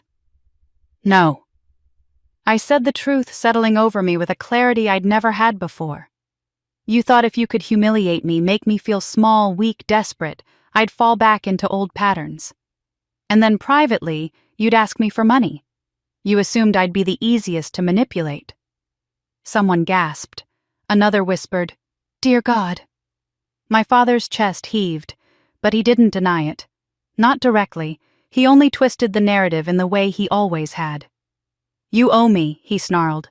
All of you owe me. I raised you. I sacrificed. I provided for you ungrateful brats. I felt something cold and sharp slice through me, a mix of anger and disbelief. You provided for me, I repeated, incredulous. I raised your children. The room went silent again. When Mom died, I said, keeping my voice steady, I stepped into her place because you made me. I cooked, I cleaned, I helped with homework. I woke up early to pack lunches and stayed up late to make sure the house didn't fall apart. I was 13. Several relatives looked stricken. One of the older women shook her head as if seeing my father clearly for the first time. You call food and shelter debts I owe you, I continued. What about the child care you never paid me for? The years of emotional labor, the lost childhood. My words hit him like physical blows, but I didn't stop. You keep an accounting of every meal you ever paid for, but you don't count a single thing I did for this family. Not one.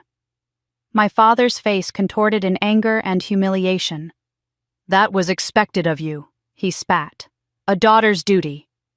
A collective gasp rippled through the guests. Someone muttered, unbelievable. He pushed on, oblivious to the disgust around him. And now, after everything I've given, after everything I've sacrificed, you have the nerve to refuse me when I need help. You have the nerve to lecture me. You think your success means you're better than your own father? This isn't about being better, I said firmly. It's about survival. It's about protection. You tried to break me so I'd be easy to control when you needed something. My father's mouth tightened. You're twisting everything. Family duty. Family duty doesn't mean exploitation, another cousin snapped. You just told her she wasn't your child. Now you want her money. The room erupted into murmurs of agreement. That's shameless, someone said. "This crosses a line," another relative whispered.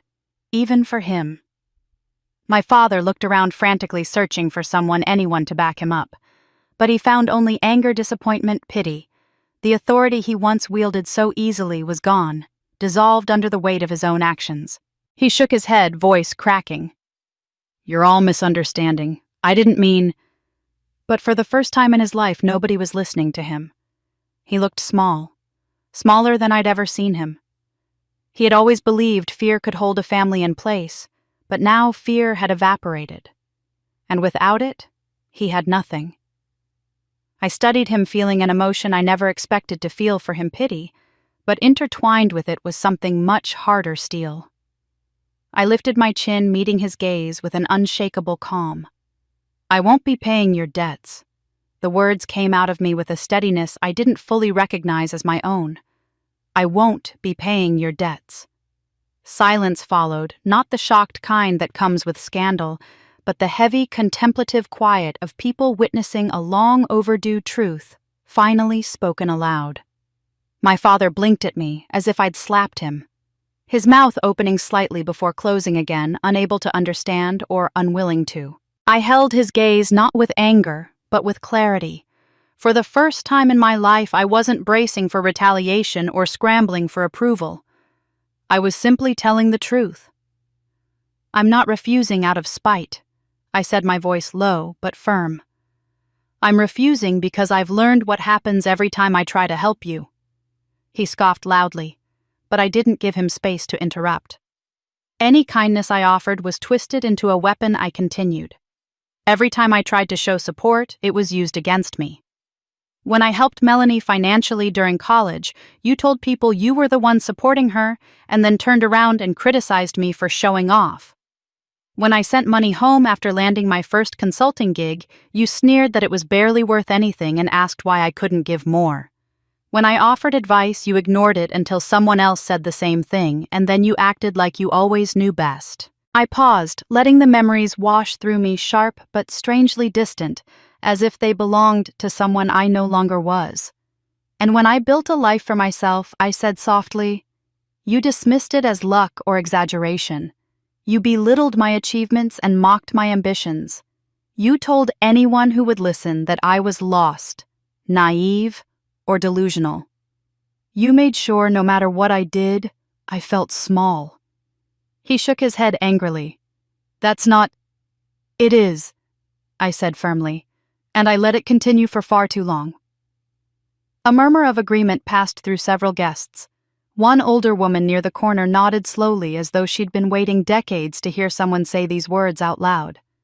"I'm refusing," I said, steady as stone, "because giving you money would only reinforce the belief that you can treat me however you want and still expect me to serve you when you're in need. You've spent your life teaching me that my kindness is a fault, that generosity is weakness, that my purpose is to be used." He flinched, his jaw tightened. But I was not finished. "I won't enable that pattern anymore. I won't reward cruelty with sacrifice. I won't keep offering compassion to someone who sees it only as an opportunity to take more." Across the table, a woman in her 70s pressed a hand to her heart. Another wiped her eyes. There was an unmistakable shift in the room: recognition, solidarity, understanding. Generations of women who had been raised to serve, to shrink to shoulder burdens without complaint, suddenly saw themselves reflected in my words. "I know what real love looks like," I said. "Love that lifts you up, not grinds you down. Love that nurtures instead of manipulates.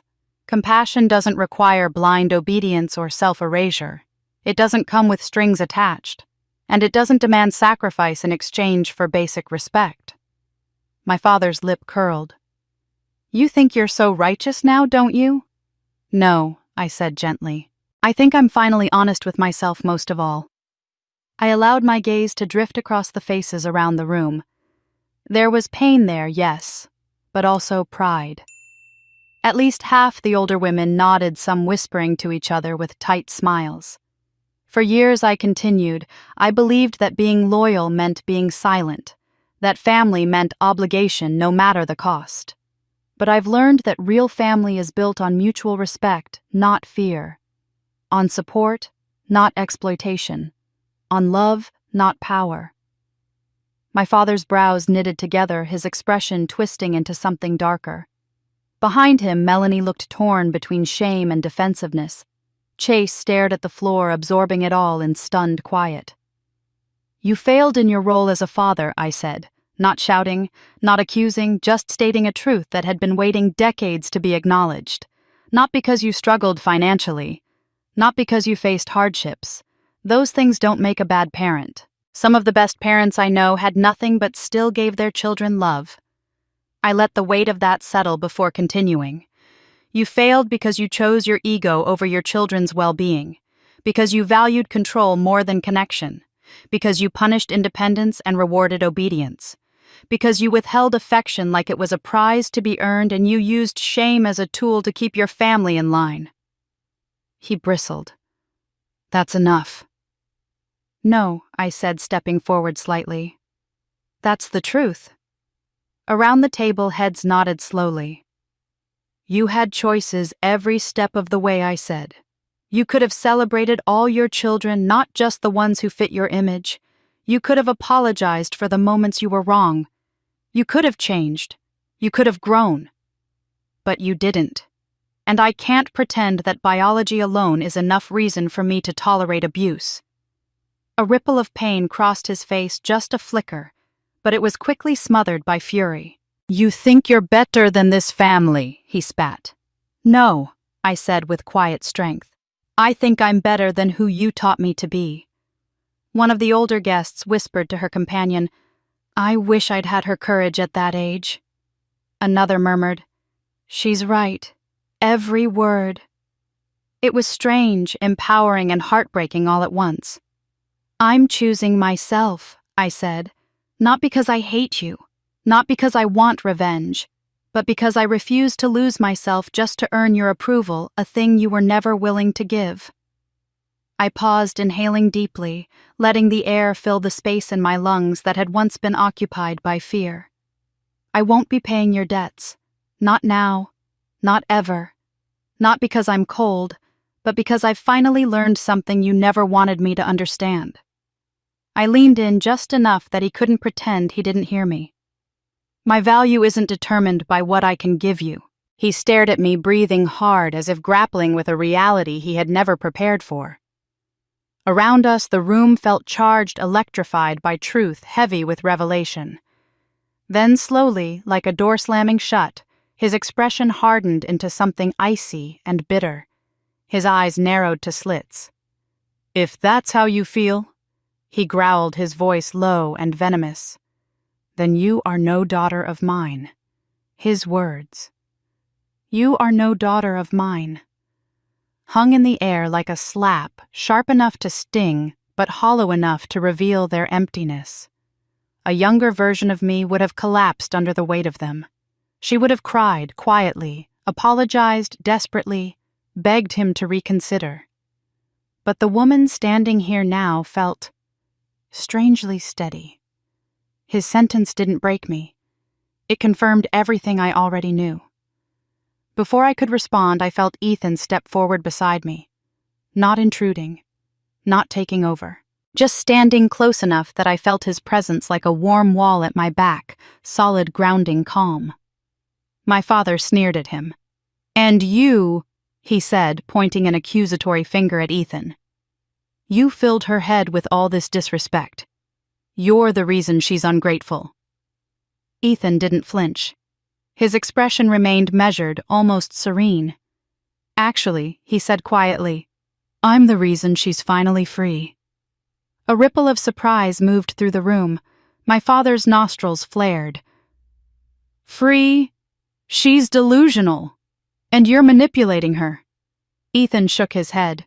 "No. I'm protecting her. Something you never did." My father let out a humorless, contemptuous laugh. "Protecting her. By turning her against her family." His voice rose as he gestured wildly around the room. "This is my retirement dinner. I should be celebrated. I should be honored." "You would have been," Ethan replied quietly, "if you had lived a life worth honoring." The room went absolutely still. My father's face mottled with rage. "And what do you know about honor?" he spat.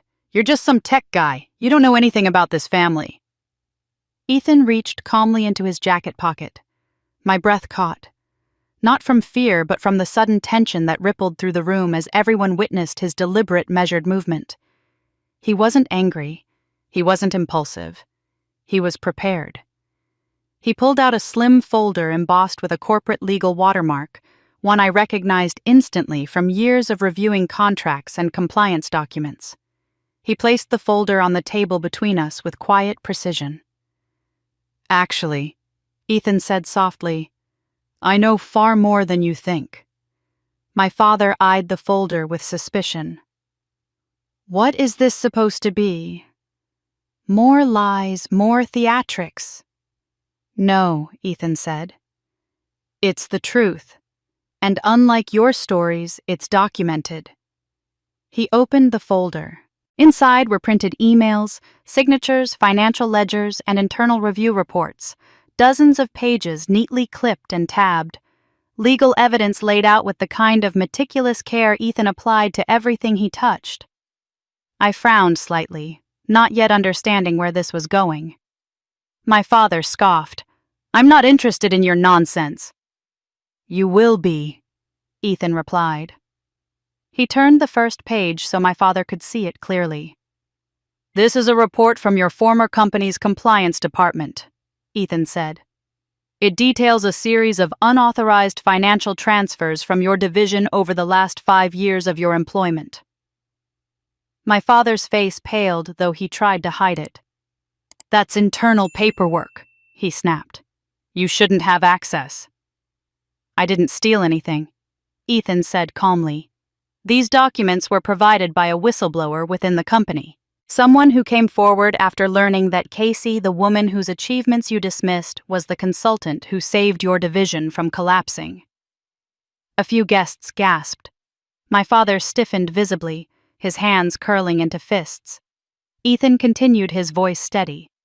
"The whistleblower felt Casey deserved to know the full truth about what happened. They also believed the company deserved to know the full truth about your actions." My father shook his head violently. No, that's impossible." "It's all right here," Ethan said, flipping to the next page. "Here is your signature authorizing the creation of a shell vendor. Here is the invoice you approved for maintenance consulting services that were never provided. Here are the deposits into an account in your name under a business alias. Here is the ledger showing multiple transactions categorized as departmental expenses, but routed directly into your private account." My stomach dropped. The pages were too detailed, too explicit, too carefully collected to be anything but real. I looked around the table. Shock, dismay, disbelief, but not confusion. Many faces seemed to say we suspected something but never dared to believe it. My father's voice rose to a shout. "You forged this! You're trying to ruin me!" Ethan turned another page slowly, deliberately. "This is an internal email from the legal department discussing how the company planned to dismiss you quietly to avoid a public scandal. They agreed to let you retire early in exchange for your silence." "That's a lie," he yelled. "A filthy, baseless lie it's not." Ethan laid down the final set of documents. "These are financial statements showing that the statute of limitations on civil litigation hasn't expired. If these documents reach the company's board, they will sue you to recover the stolen funds. They may not be able to send you to prison, but they can take your house, your pension, and any remaining assets. Everything." A stunned, horrified silence washed over the room. My father sputtered. "You can't. You wouldn't." "You have no right." Ethan met his gaze without blinking. "I have every right. You tried to destroy my wife's dignity tonight. You've spent a lifetime diminishing her, hurting her, using her. And when that wasn't enough, you planned to manipulate her into saving you from the consequences of your own actions." He let that sink in. "But I'm not here to destroy you," Ethan said, his voice softening but staying firm. "I'm here to give you a choice." My father froze. Ethan continued. Choice number 1. You apologize to Casey publicly, sincerely, and commit to treating her with respect going forward. No manipulation, no insults, no power games. You walk away tonight with your retirement intact and your reputation undamaged. My father stared at him, breathing hard. Ethan tapped the folder lightly. Choice number 2. I submit all of this to your company's board of directors at 9 a.m. Monday morning. They will pursue civil action for the full stolen amount. They will go after your pension, your home, everything. My father swallowed hard, his face draining of color. The board won't be lenient, Ethan added. They've covered for you once. They won't do it again. My father opened his mouth, but no words came out. The room had gone so silent that I could hear my own heartbeat. Someone whispered, "Good Lord." Another murmured, "Ethan planned all of this. He's protecting her," someone else said softly. Their voices blurred in my ears. I stared at Ethan not with fear, but awe. He had done all of this quietly, carefully, strategically, not to hurt my father, but to protect me. To make sure I was never again powerless in front of the man who had controlled my entire life through fear and manipulation. He hadn't come here angry. He'd come here prepared. He'd come here in love. My father looked at Ethan with hatred, then at me with something that could only be described as desperation. "You're blackmailing me," he rasped. Ethan shook his head. "I'm offering you accountability." "I don't have to take this," my father spat. "No," Ethan said gently. "You don't, but the consequences will." My father's breath shuddered. Sweat beaded on his forehead. For the first time, he seemed to realize the full scope of what was happening. His bravado crumbled, replaced by pure, naked fear. Everyone watched. Everyone waited. Then Ethan turned to me, his voice soft but carrying through the room. "What happens next is entirely up to you, Casey." For a long, suspended moment, nobody moved. The room held its breath as Ethan's words settled over us like a velvet curtain, soft but inescapably final. "What happens next is entirely up to you, Casey." They were gentle words, but the power inside them pulsed like a live wire. My father's fate, once the unquestioned authority of our family, now rested in my hands. It was a reversal so profound that even I struggled to fully absorb it. My father stared at me as though I were suddenly a stranger. His face contorted, shifting from fury to shock to something closer to terror. His mouth opened, but no words came out. For the first time in my life, the certainty that had always defined him, his righteousness, his dominance, his unshakable belief that he controlled every outcome simply evaporated. Then his knees seemed to weaken. "Casey," he rasped. The sound of my name and his voice, small, cracking, frightened, nearly made me step backward. Not because it hurt, but because of how unfamiliar it was. This wasn't the booming, commanding voice that had ruled my childhood. It wasn't the dismissive, cold tone he had used to humiliate me all evening. This was something fragile and trembling. "Casey, please," he said again, and suddenly he was moving. Slowly at first, then with more urgency he stepped around the table, his hands shaking as he reached toward me. I stiffened instinctively. He stopped inches away from me, eyes wide, pupils trembling. You wouldn't really let him send those papers," he stammered. "You wouldn't let them take my pension. My home. You wouldn't do that to your own father." The desperation in his voice was raw and startling. Only minutes ago he had been ready to erase me from his life entirely. Now he was pleading. "I didn't mean what I said," he insisted, voice cracking. "I didn't mean it, Casey. You know how I get when I'm angry. You know I don't think clearly." His hand reached out again, hesitant, searching. "You're my daughter. My eldest. My responsible one. I need you." The room shifted uncomfortably. People looked away as if witnessing something too intimate, too humiliating, too human.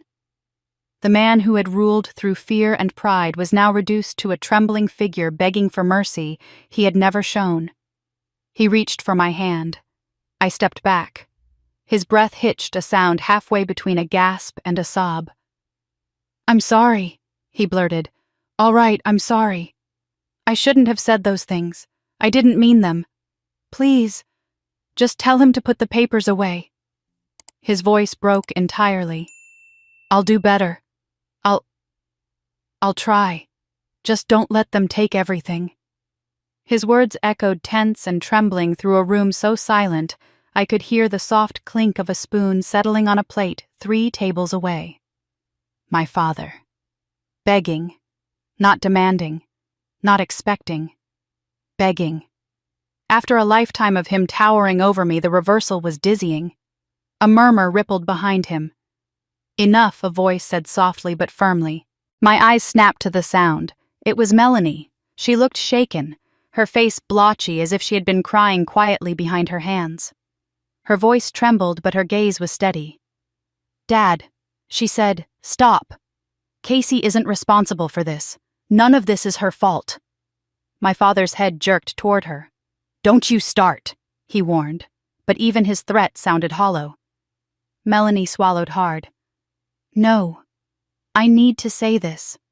She rose from her seat, smoothing her trembling hands on her dress. "Everything she said tonight is true. We treated her terribly. I treated her terribly. And I'm ashamed." Shock swept through the room like a breeze. Melanie looked around, her eyes red. "I went along with everything Dad said because it was easier. Because it made me feel like I was on the right side. Because—" She closed her eyes briefly, collecting herself. "Because it felt safer than standing up to him." A few guests nodded subtly, recognizing the truth. Melanie continued. "But Casey never deserved any of it. She was the one who kept us fed and safe when Mom died. She was the one who tutored us, cleaned for us, took care of us. And we—" Her voice cracked. "We repaid her by mocking her, sabotaging her, belittling her." She looked directly at me. "I'm sorry," she whispered. "I know it's nowhere near enough. But I need you to know I see everything differently now." Her confession wasn't perfect. It didn't undo the years of hurt. But it cracked something open, something brittle and long hidden. Chase shifted beside her, not speaking but visibly wrestling with his own guilt. For a moment, all I felt was sadness. Not anger, not triumph, just sadness for what could have been. I looked at my siblings not with rage but clarity. "You were children following a pattern," I said softly. "A pattern Dad created. But you're adults now. And adults have choices." Melanie nodded, tears slipping silently down her cheeks. "I'm not asking for groveling," I continued, "or perfect apologies, or instant healing." I took a breath. "But I can only rebuild relationships if there's genuine accountability. You can't just say you're sorry because you're scared. You have to understand why it mattered, why it hurt, why it can't happen again." Chase finally lifted his gaze to mine. His eyes were glassy. For once he seemed stripped of the defensiveness and arrogance he usually wore like armor. "I want that," he said quietly. "I want to understand." It wasn't a declaration, but it was a start. I felt something warm flicker in my chest, small, tentative hope mixed with caution. But I couldn't let emotion cloud my judgment. I turned back to my father. He stood frozen, chest-heaving eyes darting between his children, between the guests, between Ethan and me. He looked like a man watching his house burn down and realizing he had lit the match. "Casey," he whispered, his voice cracking. "Please." I studied him carefully. He didn't want forgiveness. He wanted rescue. He didn't want accountability. He wanted escape. He didn't want to change. He wanted everything to go back to the way it used to be, the way where he held the power and I held the pain. And I knew with absolute certainty that if I bailed him out tonight, everything would revert. The apologies would vanish.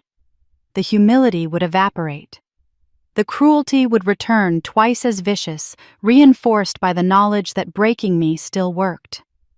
I inhaled slowly, deeply. Before I decide anything, I said, letting my voice carry through the room, there's something else everyone needs to hear. The room was so quiet, I could hear the faint hum of the overhead lights, the slow tick of a distant clock, even the soft tremor of my own breath.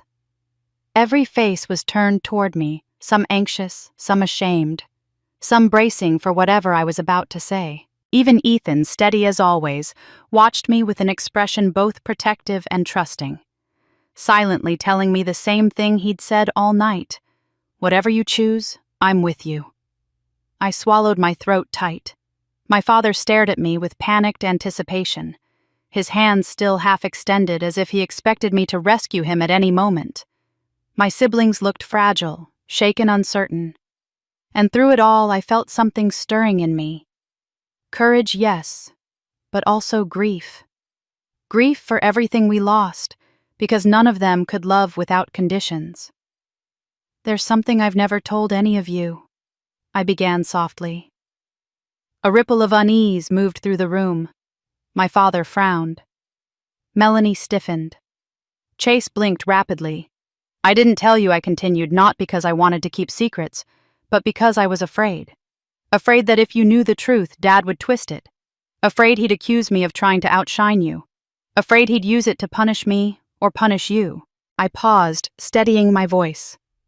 But you need to hear it now. All of it. Melanie gave a tiny nod, bracing herself. Chase exhaled shakily. I drew in a breath. I've helped you, all of you, for years. Confusion flashed across their faces. I don't understand, Chase said quietly. Yes, you do, Ethan murmured, but gently, not accusatory. He knew what was coming. He'd helped me stay anonymous. I lifted my chin slightly. Melanie, do you remember when you were trying to move out of Dad's house the first time? When you said you couldn't afford the deposit? She nodded slowly, tears glassy in her eyes. Yes. I thought Grandma helped me. She said she did. I helped, I said softly. I gave her the money to pass to you. $8,000. Your first apartment, the one that made you feel like you finally had a life of your own, that was me. Her hand flew to her mouth. Casey, her voice cracked. I never knew.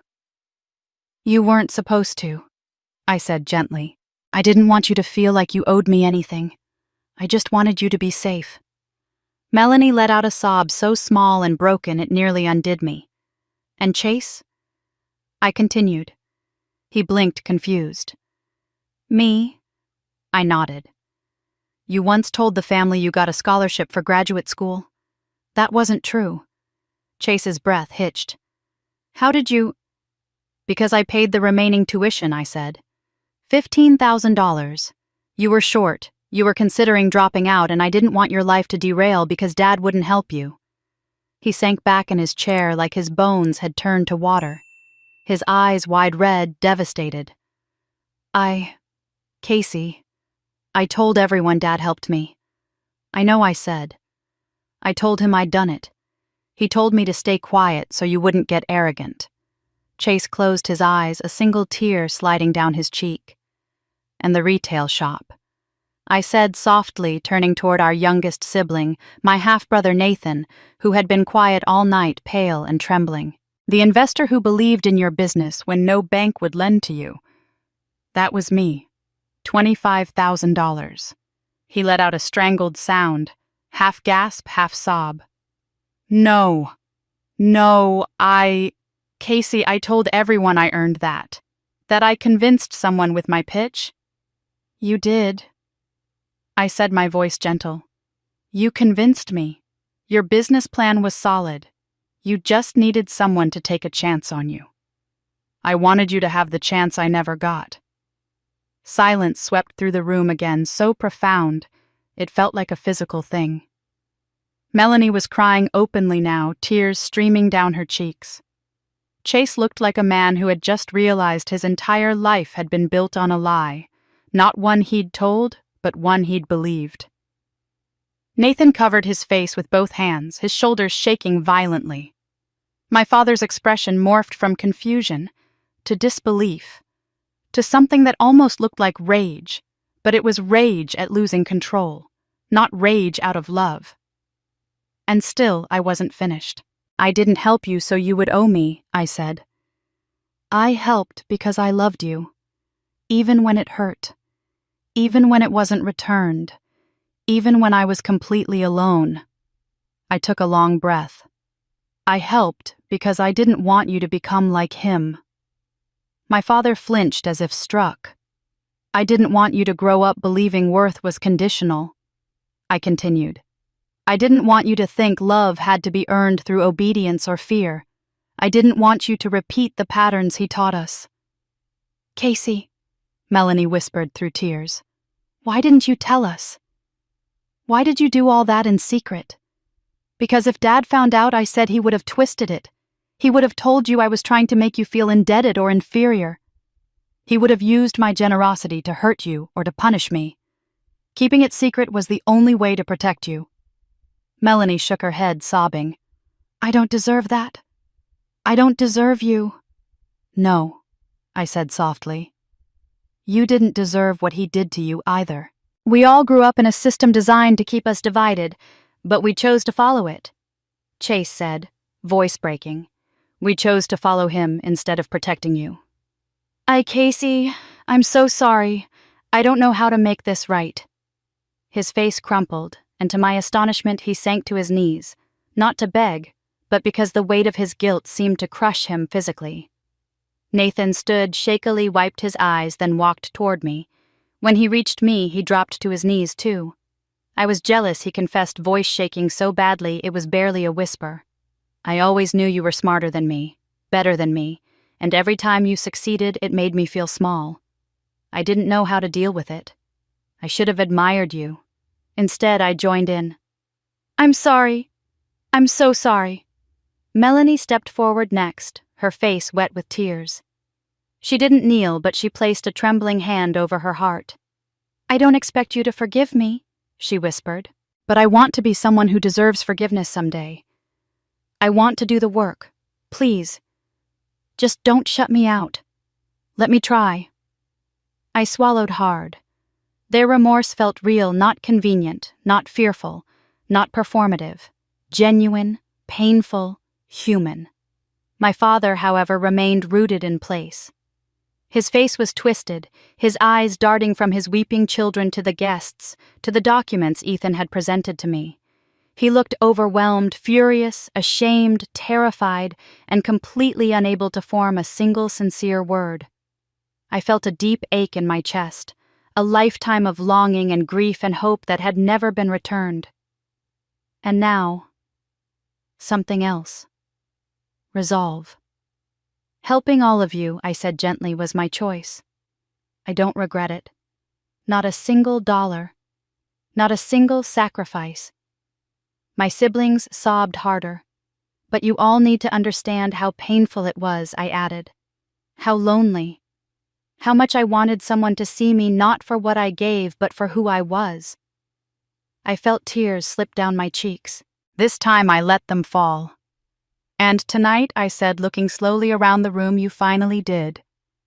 Some guests cried openly. Others whispered that they had never witnessed anything like this, that the strength it took for me to reveal all this was overwhelming. But I wasn't done yet. My voice trembled slightly as I said, "And there's one more thing." My father stiffened, sensing danger.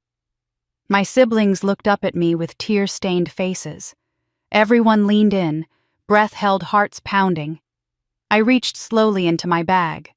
My hand brushed the edges of old worn paper. I pulled out an envelope, yellowed, creased, fragile from time. My fingers shook slightly as I held it up. "This," I said softly, "is something I've kept hidden for over 20 years." The room froze. My father's eyes widened in instant visceral fear. I held the envelope tightly. and let the silence stretch electric and trembling as everyone waited for what would come next.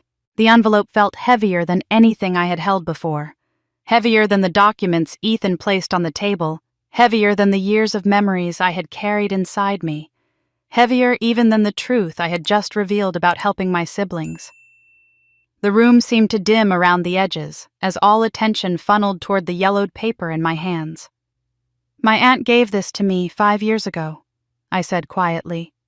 "She kept it hidden from everyone, including my father. She told me she waited until I was old enough to understand without being crushed by it." My father's eyes widened with a kind of fear I had never seen in him. Instinctively, he reached for the envelope, but Ethan stepped between us just slightly. Not threatening, just protective, reminding my father that his reach no longer extended as far as it once had. I pulled a few folded pages from the envelope. The paper was soft from age, the ink faded in places, the handwriting delicate and familiar. "My mother wrote these?" I said. Several guests inhaled sharply. I felt emotions swell in my throat, but I forced myself to breathe steadily. My mother's handwriting had always been beautiful, precise loops, elegant slants full of gentleness and warmth. Seeing it again after so many years was like feeling her hand brush my cheek. "I haven't read these out loud before," I whispered. "But I think it's time." I unfolded the first page. The script tilted slightly to the right, the marks of a woman whose hands were already trembling from illness, but whose love remained steady. It's dated 6 months before she died. I let the silence settle before I began to read. Casey was radiant today. She won her school's leadership award, and she held her certificate with both hands beaming. I felt so proud I could burst. But when we got home, he barely looked at her. He said, "Awards don't matter, that she needs to learn humility." I paused. The words blurred briefly as my eyes stung, but I blinked until they came back into focus. "He says she is too much like me, too stubborn, too smart, too bold. He thinks those are flaws. He doesn't understand they're her strength." A murmur of heartbreak moved through the guests. My siblings clutched each other's hands. My father stared stunned, pale as unpainted porcelain. I continued. "Once he told me I was ruining her by encouraging her. He said I made her too independent, and that once I'm gone he will have to correct it." A collective gasp filled the room. I swallowed hard. I worry for her. I see the way he looks at her, not with love or pride, but with resentment, as if her confidence is a threat to him, as if her brightness makes his own shadows darker. The words trembled in my hands, but I held the page firmly. "He thinks he should be the smartest person in the room, but Casey has a mind like quicksilver. She sees things clearly. She questions things. She challenges him without even realizing she's doing it." I felt every sentence cutting deeper, not because they hurt, but because they revealed truths I had never fully understood, truths that explained so much. "Sometimes I think he's jealous of her," I read. "Jealous because she is everything he wishes he were: strong, capable, unafraid. She reminds him of the woman he couldn't control." My father flinched, as though the words themselves struck him across the face. Melanie let out a quiet sob. I turned to the next page. "I try to shield her, but I'm getting weaker. And he grows bolder in his comments toward her. He dismisses her opinions, mocks her achievements, treats her like a burden instead of a blessing." I exhaled slowly. "I'm scared for her. I'm scared for what will happen when I'm no longer here to protect her." I heard sniffles around the room. People wiped their eyes. My siblings clung to one another like survivors of a shipwreck watching debris wash ashore. My voice trembled as I read the next entry. "He told me today that once I'm gone he'll make sure Casey understands her place. I told him her place is wherever she chooses to stand. He said I'm filling her head with ideas that will make her life harder." The irony of that statement tightened my chest. She had filled my head with strength, and he had spent decades trying to crush it out of me. My father's face had gone completely white, his mouth opening and closing soundlessly. I continued. I don't think he realizes he's trying to break her spirit. Or maybe he does. I don't know. I only know that he cannot handle a woman he cannot control. And Casey is not meant to be controlled. The weight of those words settled over me like a cloak, heavy, protective, cherished. I moved to the final page, this one creased more deeply, the handwriting more frantic. It had been written weeks before she died. I'm writing this because I'm afraid I won't have much time left. Casey is stronger than she knows. She has my determination, my heart, my stubbornness for good. I pray she never loses those things. My breath caught. He told me again tonight that I'm making her too bold, that she'll embarrass herself, that the world doesn't reward girls like her. But I want her to be stronger than I was. I want her to know her worth even when the world tries to take it from her. Tears blurred the words. I felt Ethan's hand find the small of my back, steady present. I held the paper tighter. I'm afraid that when I'm gone, he'll try to break her spirit. The room gasped, but the words echoed in my mind like a prophecy fulfilled. I'm afraid when I'm gone, he'll try to break her spirit. I closed my eyes briefly, letting the weight of that settle, then read the last lines aloud. Please, God, keep my Casey strong. Don't let him destroy her light. My voice cracked. I didn't try to hide it. The silence that followed was absolute. Not a breath, not a whisper, not even the shuffle of a foot. The room felt suspended in grief. Grief for my mother, for me, for what could have been. Some guests sobbed openly, overwhelmed by a mother's last desperate plea to protect her child from the man she knew would harm her. My father's face twisted as if he had swallowed poison. His lips trembled. He looked utterly unrecognizable, stripped of all pretense, all arrogance, all certainty. The truth had peeled him raw. Melanie stepped closer to me, tears streaming down her cheeks. She knew, she whispered. She knew what he was capable of. Chase rubbed his palms over his eyes, his shoulders shaking with quiet sobs. We never stood up for you, he said, voice breaking. We laughed when he made those comments.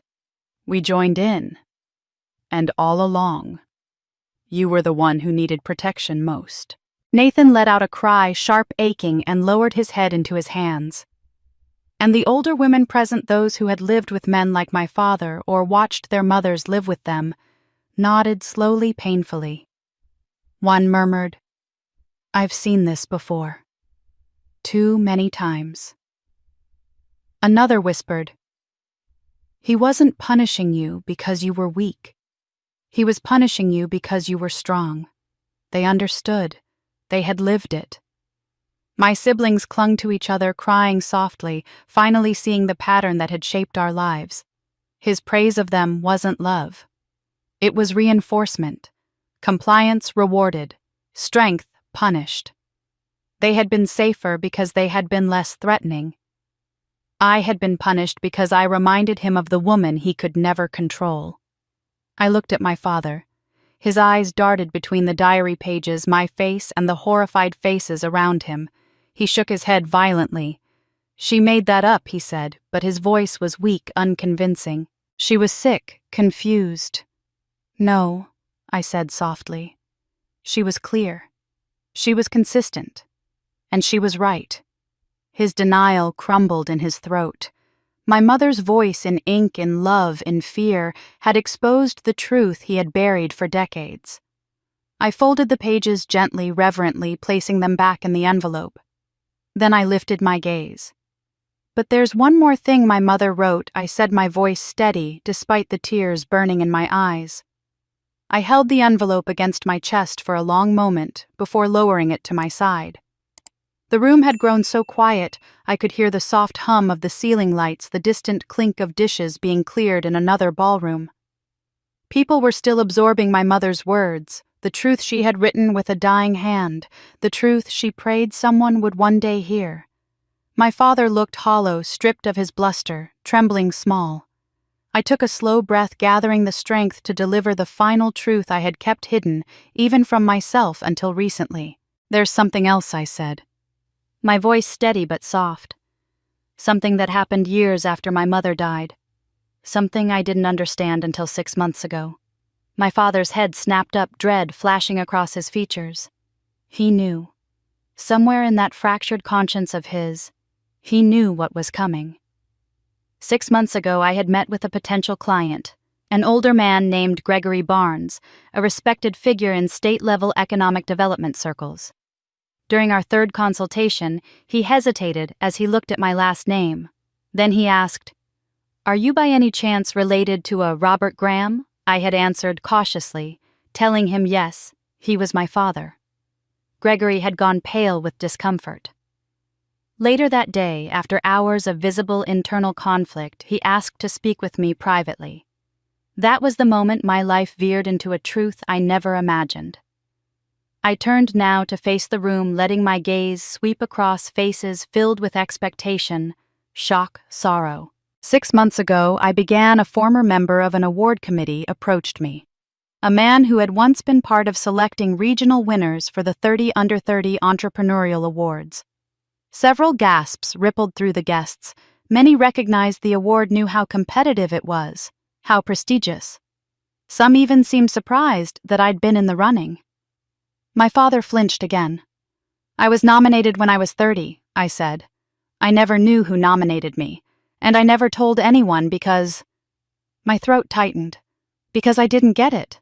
I didn't even make the finalist list. I assumed they had dozens of stronger candidates.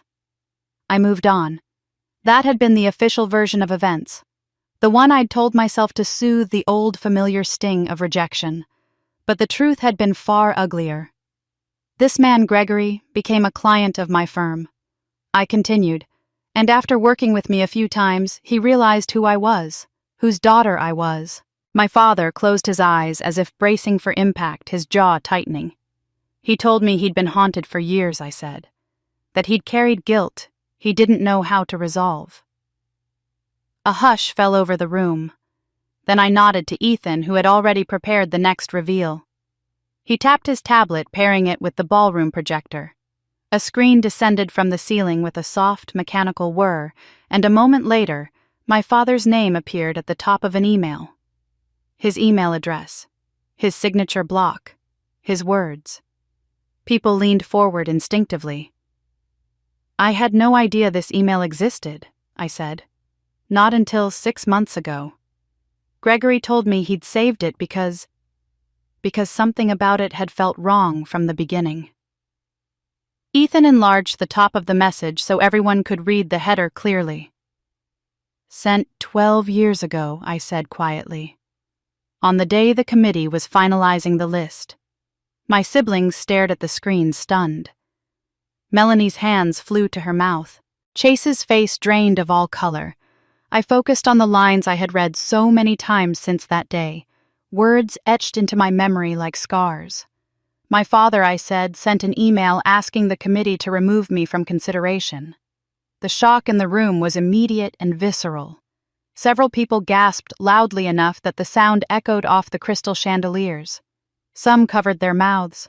One older gentleman muttered something like, "Good God!" But the worst part was not the request itself.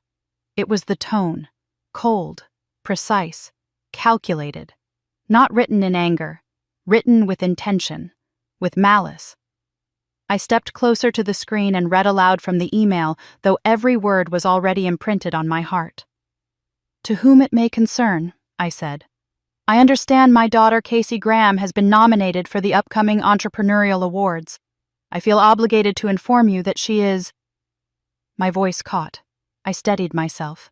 "Not emotionally stable enough for public recognition, nor is she an accurate representative of achievement.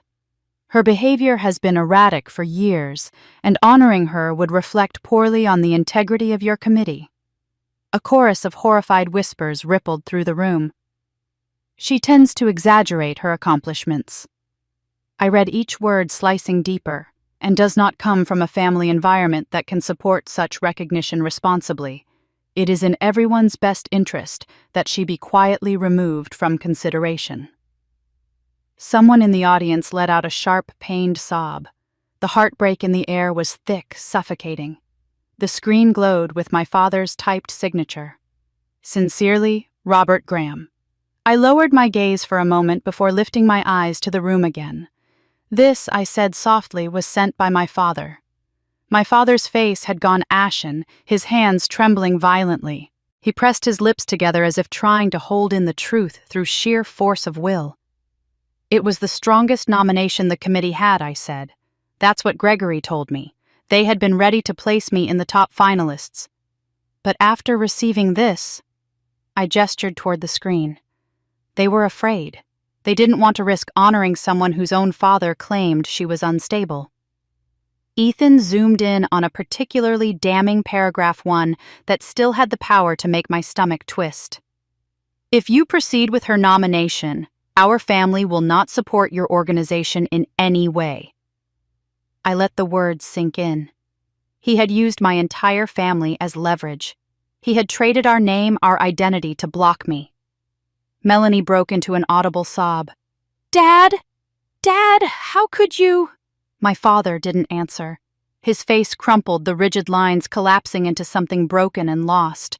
But the room wanted answers. "How could you write this about your own daughter?" someone demanded from a nearby table. "Why would you sabotage her like this?" another voice cried. "Your own child," an elderly woman whispered in disbelief. "Your child." My father opened his mouth, but no sound came out. His throat worked in tight, jerking motions. "I don't," he whispered. He swallowed, shoulders trembling with each shallow breath. "I don't know why I did it." But the words sounded weak, empty, like a man grasping at excuses that no longer existed. He pressed both hands to his forehead, elbows propped on the table. His body hunched as though the weight of the screen above him was pulling him downward. People stared at him with a mixture of disgust and pity, some leaning back as though recoiling from a foul smell, others watching with grim fascination, like witnessing the collapse of a monument they once thought unshakable. "I don't," he repeated, voice breaking. "I don't know what I've done." His confession, if it could even be called that, hung in the air like a trembling note. He looked around wildly, eyes darting from face to face.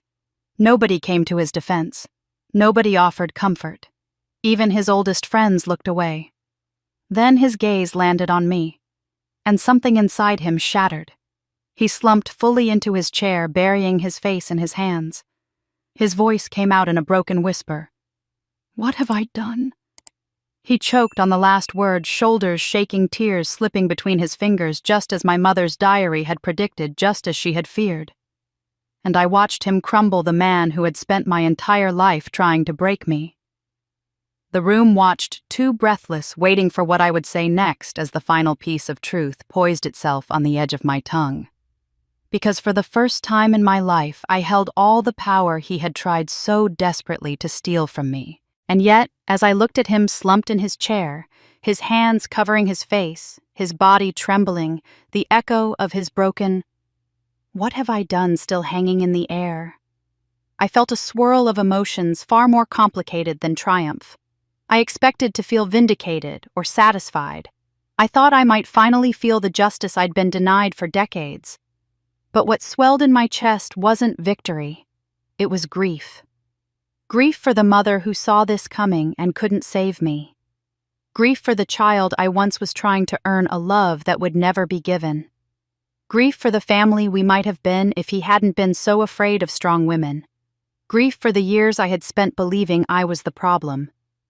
But grief wasn't weakness. It was clarity. I took a slow breath, the ballroom holding its breath with me. I could feel the weight of every eye in the room, the shock, the heartbreak, the fury at what had been revealed. People weren't just witnessing his downfall. They were witnessing the collapse of an entire narrative he had built his life upon, that he was the wise patriarch guiding his family, not the frightened man attacking the brightest light among them. My father slowly lowered his hands. His eyes were swollen red, desperate. His voice cracked as he spoke. "Casey, please." A tear slid down his cheek. "Please, I don't know why I did it. I didn't want you to succeed more than—" He stopped abruptly, as if horrified to hear the words forming. I mean, I didn't want to be overshadowed. The confession slipped out before he could stop it. The crowd gasped. Melanie sobbed harder, shaking her head in disbelief. Chase pressed his hands over his face as though trying to block out the truth. Nathan stared at our father as if seeing him for the first time, and I felt something sharp twist inside me. Not new pain, old pain finally named, finally acknowledged. "You sabotaged me," I said quietly. My voice didn't tremble. "You actively, deliberately tried to destroy opportunities I earned, and not because you thought I wasn't ready, not because you believed it was best for me." I stepped closer. "You did it because you were afraid of me." He winced as if struck. I didn't raise my voice. I didn't shout. I didn't need to. "You were afraid that if I succeeded, people would see me," I said. "And if they saw me, truly saw me, they'd realize I was stronger than you, smarter than you, more capable than you." He looked up sharply, lips trembling, eyes shining with the shards of whatever pride he still clung to. That's not true. I didn't mean—" "You did?" I said. "Every action proves it. Every word. Every humiliation. Every lie. Every time you told me I wasn't enough. Every time you dismissed me, insulted me, ignored me, punished me. It wasn't because I failed you." I let the silence stretch before finishing. "It was because I threatened you." A soft, painful cry came from someone in the audience. My father's face collapsed. He reached out again, his voice thready. "Casey, I'm begging you. I'm sorry. I didn't know what I was doing." But he had known. He had known exactly what he was doing. The email projected above us was too deliberate to be an accident. The diary pages in my hand were too consistent to be misinterpretations. The lifetime of patterns was too clear to be coincidence. And yet, there was no satisfaction in watching him crumble. What I felt, what I allowed myself to feel, was release. "I'm not here to hurt you," I said quietly. "I'm not here to punish you." He blinked rapidly, confusion flickering across his features. "But I'm also not here to save you." The words rippled through the room like a wave. Some people nodded with quiet approval. Others covered their mouths, moved by the gentleness threaded through the firmness. My father opened his mouth, but no words came out. His throat bobbed as he swallowed hard. "I won't destroy your life," I continued, "but I won't protect the lies that built it either. You told people I wasn't stable enough to be recognized. You nearly cost me an opportunity that could have changed everything. You told them I was unworthy." He looked stricken. "And now," I said, stepping closer, "the whole room has seen the truth." "Not about me." I held his gaze. "About you." He flinched again. "And you have to live with that," I finished gently. He sagged back in his chair as though my words had drained whatever strength remained in him. He covered his face again, his shoulders trembling. Around us, the silence turned thick, contemplative. People were reflecting not just on him, but on their own lives, their own families, the unspoken patterns of cruelty and resilience they'd seen over the years. My siblings stared at me with a mixture of sorrow, awe, and guilt. They finally understood the depth of everything I had endured and everything I had survived. I turned to them slowly. "You weren't the cause," I said softly. "But you were part of the system.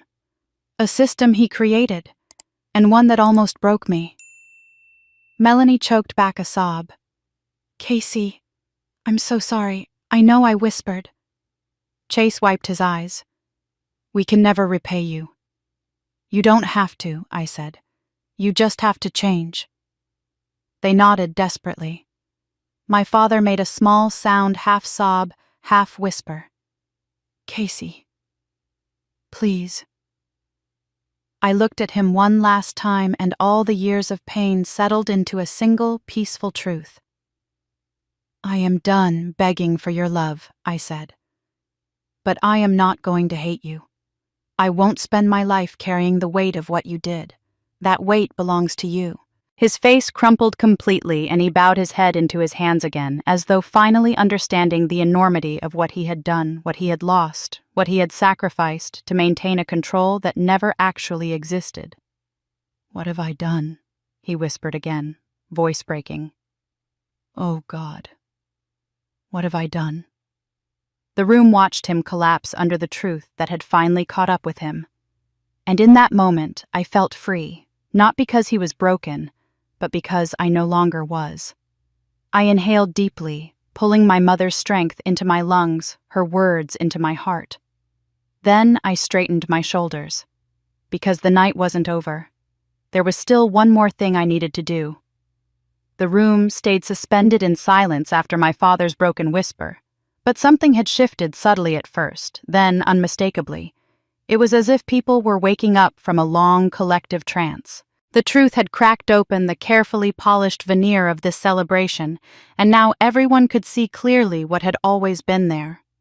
I felt the air move differently around me, as though all the years of invisibility were evaporating one breath at a time. Then a chair scraped across the floor as a woman in her 70s stood. Mrs. Davenport, my mother's old friend. She walked toward me with slow, deliberate steps. When she reached me, she took my hands gently in hers. "I'm so sorry, dear," she whispered, her voice trembling. I believed him. I shouldn't have. I should have asked. "You listened till you paid attention." Tears filled her eyes. "You deserved better. Far better." Before I could speak, she squeezed my hands and stepped aside, and suddenly others were rising to their feet. Some approached me tentatively. Some came with urgency. One by one, people stood in front of me, each carrying their own mixture of guilt, regret, or recognition. A man I barely knew. A business associate of my father's cleared his throat. "Casey, I avoided hiring your firm 3 years ago," he admitted, unable to meet my eyes at first. "I heard you were difficult, unreliable. I see now where that came from." He finally looked up, shame coloring his cheeks. "I lost out on what could have been an excellent partnership because I trusted gossip instead of investigating for myself." I nodded, accepting the words without judgment. He wasn't the first to say it, and he wouldn't be the last. Another guest approached. "I remember a family reunion years ago," she said softly. "You made a comment about wanting to start your own business, and the whole table went quiet before your father laughed and told you not to embarrass yourself." She shook her head. "I should have spoken up. I didn't. I'm sorry." A quiet line formed: teachers, neighbors, distant relatives, people who had known me since childhood. They apologized for their silence, for believing the narrative, for dismissing the moments of cruelty they'd witnessed, but never questioned. Their words were bittersweet. Healing, yes, but also heartbreaking. Because every one of these apologies confirmed what I had always felt, that I had been alone when I shouldn't have been. More people approached, and each story cut a little deeper. "I wondered why you always stood in the corner at events. I thought you were shy. I didn't realize you were being pushed there. I wish I had paid attention. Your mother would be so proud of you." Their voices blurred into a warm but aching hum, like the murmur of a congregation at a funeral for a truth too long buried. Not everyone approached, though. I noticed clusters of guests slipping out quietly, grabbing coats, murmuring excuses. Some didn't even pretend, they simply fled. These were the ones who had been my father's staunchest defenders. His colleagues, men who shared his worldview, people who believed strength meant dominance. They didn't want to be associated with the wreckage of his reputation. Their departure was swift, purposeful, a silent abandonment. But the ones who stayed, they were different, especially the women. Women in their 50s, 60s, 70s. They came to stand around me in a loose protective circle, some laying gentle hands on my back, or arms offering strength without taking space. They shared quiet stories of their own fathers, brothers, husbands, men who felt threatened by the women they loved, men who confused control with care. One woman whispered, "My father told me college was a waste of time for girls. I went anyway. He didn't speak to me for 3 years. Another said my husband used to hide my accomplishments too, so he wouldn't look small next to me. A third murmured, "You're not alone, honey." Many of us lived what you lived, just without the courage to confront it. Their solidarity wrapped around me like a warm, unseen shawl. I felt seen in a way I hadn't felt since my mother died. Out of the corner of my eye, I caught movement at the head table. My father still sat there alone, slumped in his chair, staring into nothing. The head of the table meant to honor him had become a wasteland of empty chairs and abandoned wine glasses. The banner behind him announcing celebrating 40 years of excellence now hung like a cruel joke. No one sat beside him. No one offered comfort. No one tried to gather him up or defend him. He had isolated himself through years of choices, and now the isolation was complete. His hands rested limply on his lap. His face was gray. The man who had once commanded every room now couldn't command a single glance. He looked smaller than I had ever seen him, smaller even than the day I left home at 18 with a suitcase full of hope and heartbreak. There was a strange poetry in the scene. He had spent decades making sure I felt invisible. Now he was. For a moment, I simply watched him. He didn't notice. He couldn't look at anyone, not even himself. "You should go to him," someone murmured behind me. Another whispered, "You don't owe him anything." Both were true. I looked around the room one more time. People watched me with quiet anticipation, grief, admiration. Some with awe, others with concern, but all with understanding. I inhaled deeply, and the decision came to me not out of duty, not out of guilt, but out of clarity. I walked forward, slowly, deliberately. Each step echoed faintly across the polished floor. Conversations stopped. Guests froze in place. The air was thick with the weight of curiosity, the tension of possibility. My siblings watched with wide, tear-filled eyes. Melanie covered her mouth, terrified I might collapse under the weight of everything that had been revealed tonight. Chase stepped forward as if ready to intervene if my father lashed out again. But he didn't move. He barely seemed to breathe. As I approached the head table chairs and tables blurred at the edges of my vision, for a moment it felt like I was walking toward the ghost of my childhood. The man who had towered over me judged me, diminished me. But he wasn't towering now. He was hunched small, broken. And I was standing tall. When I reached the table, I stopped a few feet from him. The room was silent, every eye locked on the scene. My father slowly lifted his face, his red-rimmed eyes widening as he realized I stood before him. His lips trembled, his breath hitched. He looked at me the way a drowning man looks at the surface he cannot reach. "Casey," he whispered, voice barely audible, "please." But I didn't speak. Not yet. I simply stood there looking at the man who had shaped so much of my life without ever truly knowing who I was. And the entire room held its breath, waiting to see what I, his daughter, his victim, his survivor, would choose to do next. I stood before him in the hush of the ballroom, the weight of every moment that had led us here pressing gently but firmly against my ribs. My father looked up at me with eyes swollen from shame and tears, his breath shallow, his expression pleading. He had spent a lifetime towering over me, and now he sat as if the very air around him held him down. For a long moment, neither of us spoke. I let myself take in the sight of him not as the giant he once was in my childhood memory, but as the man he truly was, flawed, frightened, and facing the consequences he'd avoided for decades. When I finally spoke, my voice came out calm, steady, not powered by rage or adrenaline, but by something quieter and stronger, clarity. "I don't hate you," I said. His eyes widened, surprised, confused, hopeful. "I want you to understand that first. I don't hate you. I've spent too many years trying to untangle myself from the damage you caused. Carrying hatred feels like dragging you around with me everywhere I go. I had to let it go for my own sake long before tonight." His lips parted slightly, trembling. But I continued gently. That doesn't mean I will ever allow you to hurt me again." A shudder rippled through him.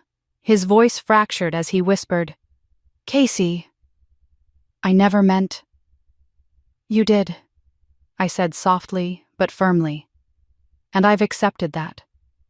What you meant matters less than what you did, what you chose, and I refuse to be caught in that cycle anymore." I felt the strength of the words as I spoke them. Not defiance, not revenge.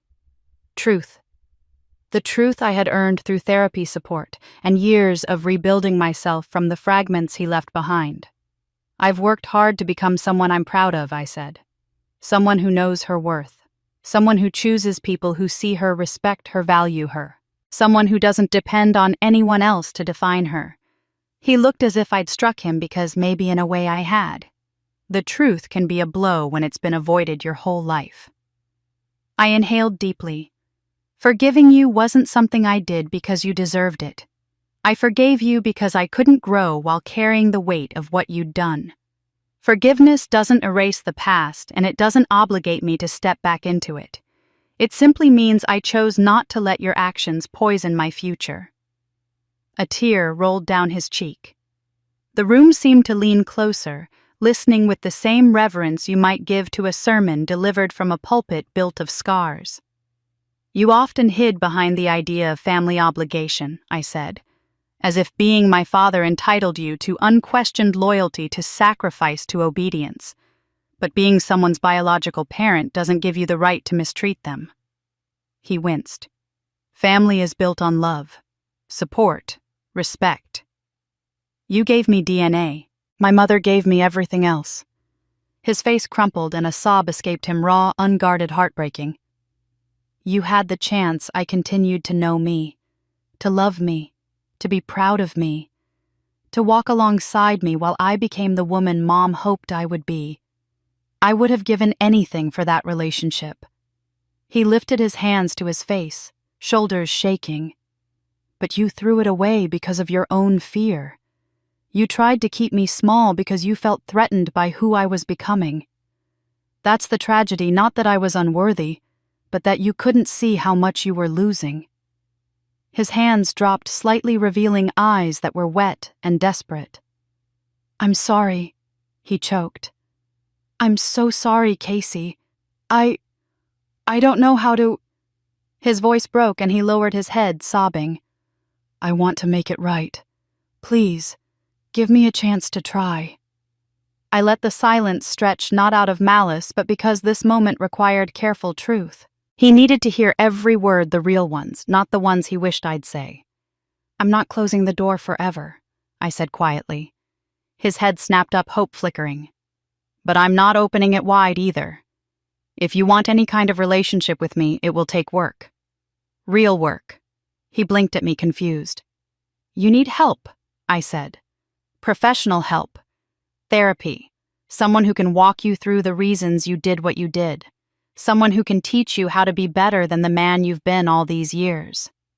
He stared at me, stunned. "You need to apologize to me, yes, but also to my siblings. And not with excuses. Not with, 'I didn't mean it,' or 'I didn't know why.' Genuine apologies include accountability. You need to acknowledge what you did, why it was wrong, and how you're going to change." Tears streamed down his face. His hands trembled. "And most of all, I said you need to show change. Slowly, consistently, over time. I'm not interested in grand gestures or dramatic speeches. I've heard plenty of those, none of them ever translated into action." He nodded quickly, as though afraid the opportunity might evaporate. "I'll do anything," he whispered. "Anything you say." "I'm not your judge," I said softly. "I'm your daughter. And if you want me in your life, you have to prove you're capable of being in mine without causing harm." The truth seemed to hit him all at once. He couldn't earn forgiveness tonight. He could only earn the chance to begin. He bowed his head again, sobbing quietly.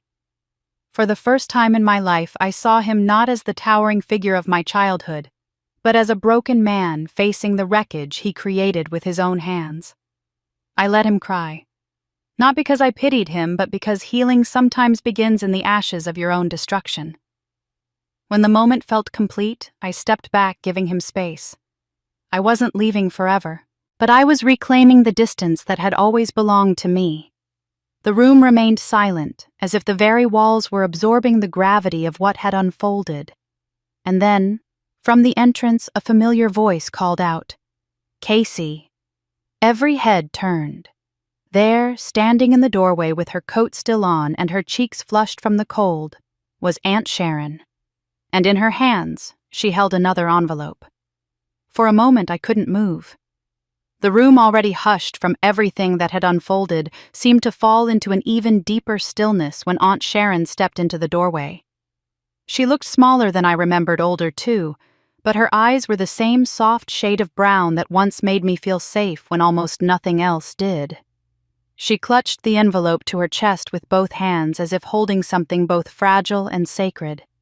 "Casey," she said again, her voice trembling slightly.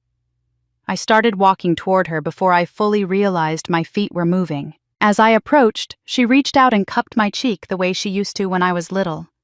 That simple touch almost undid me. "I'm so sorry I didn't come sooner," she whispered. "I should have been here before all this." I shook my head softly. "You're here now." Her eyes glistened as she nodded and slowly held out the envelope. This is something I've been keeping safe for a long time. Something your mother wanted you to have when you were ready. I thought tonight you might finally be." My breath caught. The envelope looked old, the paper yellowed around the edges, the ink slightly faded as though time itself had handled it with reverence. My hands trembled as I took it. Aunt Sharon's voice softened. "Your mother trusted me. She knew how things were, how hard it would be for you without her. I tried to stay connected, I truly did. But when I confronted your father after the funeral, told him he was being too hard on you, he cut me out. Completely." She paused, swallowing against emotion. "I kept my distance because I didn't want him to cut me off from all of you. I needed to stay somewhere nearby, even quietly, just in case you needed me." Her words landed gently, not as excuses, but as truth spoken with shame and love intertwined. I could see how much it pained her to admit it. "I thought about reaching out," she continued, "but I knew he'd make your life even harder if he found out." "I am so sorry, sweetheart." I touched her arm. "You don't need to apologize. You loved Mom. You honored what she asked. That means everything." A tear slid down her cheek. "Your mother. She knew you would grow into a woman stronger than anything life tried to take from you. She wrote this letter during her final months. She wanted to give you love that would last longer than her body could." My throat tightened. I opened the envelope with trembling fingers. Inside was a folded letter written in my mother's looping handwriting, the handwriting I hadn't seen in more than 2 decades. The room around us faded. The voices, the clinking glasses, even the weight of my father's collapse, all of it blurred as I unfolded the paper and began to read. "My dearest Casey," the letter began. My vision blurred instantly, but I blinked until the words came back into focus. "If you are reading this, it means you have lived long enough to become the woman I always knew you would be. I'm so proud of you already, not for what you've done, but for who you are." A soft sob escaped me. Aunt Sharon gently placed her hand on my back, steadying me. "You were always my miracle," the letter continued. "My proof that strength and kindness can live in the same heart. You were born knowing how to see people, not just their smiles, but their fears, their hopes, their hearts. That is your gift, my love, and it will make your life richer and more complicated than most." I covered my mouth, the tears falling freely now. "I'm sorry," she wrote. "Sorry I couldn't protect you longer. Sorry I couldn't shield you from the storms ahead. I know your father's heart is troubled. I know he struggles with the parts of you that remind him of me, your independence, your will, your spark. Please remember his fear has nothing to do with your worth. A sound left me half sob, half laugh, as the truth I'd long suspected was finally spoken by the one person who had truly seen me. Do not shrink yourself to make him comfortable, the letter said. Do not dim your light because he cannot understand it. One day you will find people who celebrate you, who see your brilliance, and feel honored to stand beside you. Hold on until they come. My knees nearly buckled. Ethan moved closer, ready to catch me, but I steadied myself. I needed to stand to finish reading the words my mother had left for me. I don't know what the world will look like when you open this. The letter went on. But I want you to have something from me, not just love, but freedom. Inside the envelope was a smaller folded packet. I opened it carefully. Documents. Bank information. My mother's handwriting again. I have saved what I could, she wrote. It isn't much, but it is yours. Yours alone. Not for your father. Not for your siblings. Not for responsibility or duty. Use it for joy, for dreams, for your own life. Use it for freedom. I stared at the modest balance she had built over years of secret saving money she must have scraped together quietly, dollar by dollar. $50,000. A fortune to a woman who never had money of her own. A lifeline she created for the daughter she feared would need it. A sob tore from my chest. Aunt Sharon wrapped her arms around me steady and warm, just as my mother would have. She wanted you to know her love didn't end when she did. Aunt Sharon whispered. She believed in you with her whole heart. She always believed you'd rise above all of this. I clutched the letter to my chest. I felt its weight, and her love settle into the empty places inside me that had ached since childhood, places I thought would always remain hollow. Slowly Aunt Sharon lifted my chin so I would meet her eyes. Your mother always believed you'd be free one day, she said, her voice breaking into a tender smile. She was right. I was still clutching my mother's letter when I became aware of a soft, shuffling sound behind me. The room had fallen silent again, and when I turned I saw my father slowly rising from his lonely place at the head table and walking toward me. His steps were unsteady, as though every inch cost him something he'd never given freely in his life. For a moment I wondered if he was going to lash out again, or deny everything, or try to twist the narrative back in his favor. Old instincts told me to brace myself, to shrink, to prepare for the verbal blow that usually followed the tightening of his jaw. But this time was different. He stopped a few feet from me, his breathing uneven, his eyes red and swollen. Then, to the collective gasp of the entire room, he slowly lowered himself onto one knee. My father, who valued control above compassion, who never apologized for anything, who believed admitting fault was the ultimate weakness, knelt before me. His hands trembled as he folded them together like a man praying for mercy. For the first time in my life, he didn't look intimidating or self-assured. He looked human, small, frightened. Casey, he said, his voice shaking so badly I barely recognized it.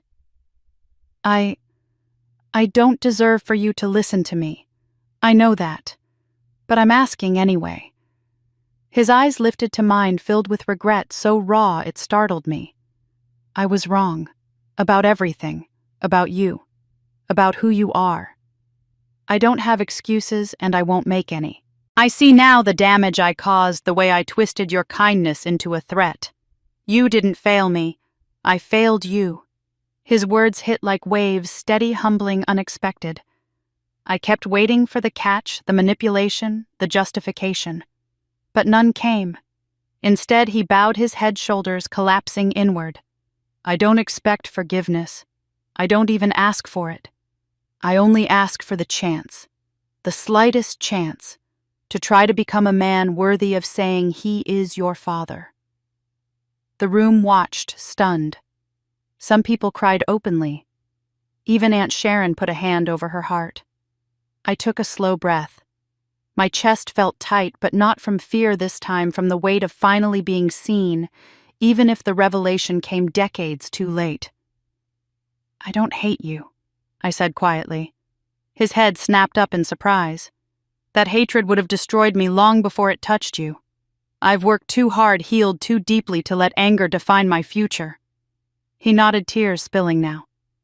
I understand. But I continued gently. Forgiveness isn't a door I swing wide because someone kneels. It's something earned through actions, through change, through consistency.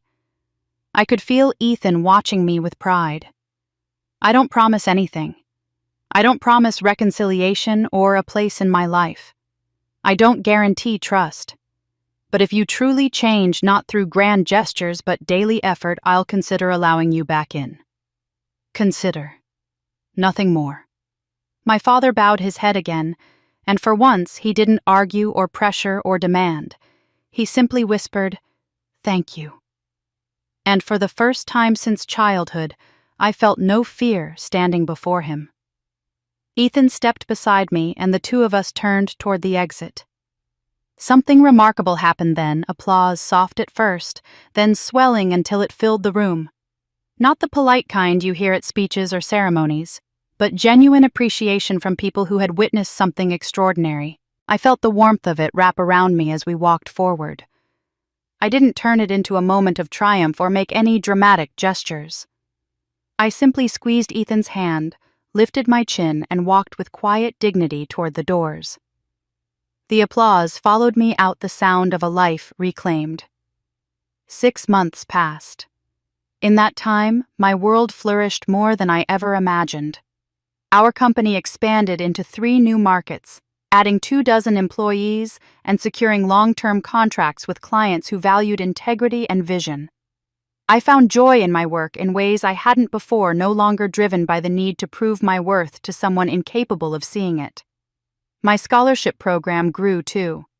With the help of a few generous partners, we renamed it the Eleanor Graham Foundation after my mother, and it now supported 20 students a year, students who reminded me of the scared but determined girl I once was. One of my siblings, my sister, approached me 3 months after the dinner. Her apology wasn't dramatic or tear-filled. It was quiet, humble, steady. She asked if she could join the company in an entry-level position, wanting to earn trust, not inherit it. I agreed cautiously, and to her credit, she has worked harder than anyone.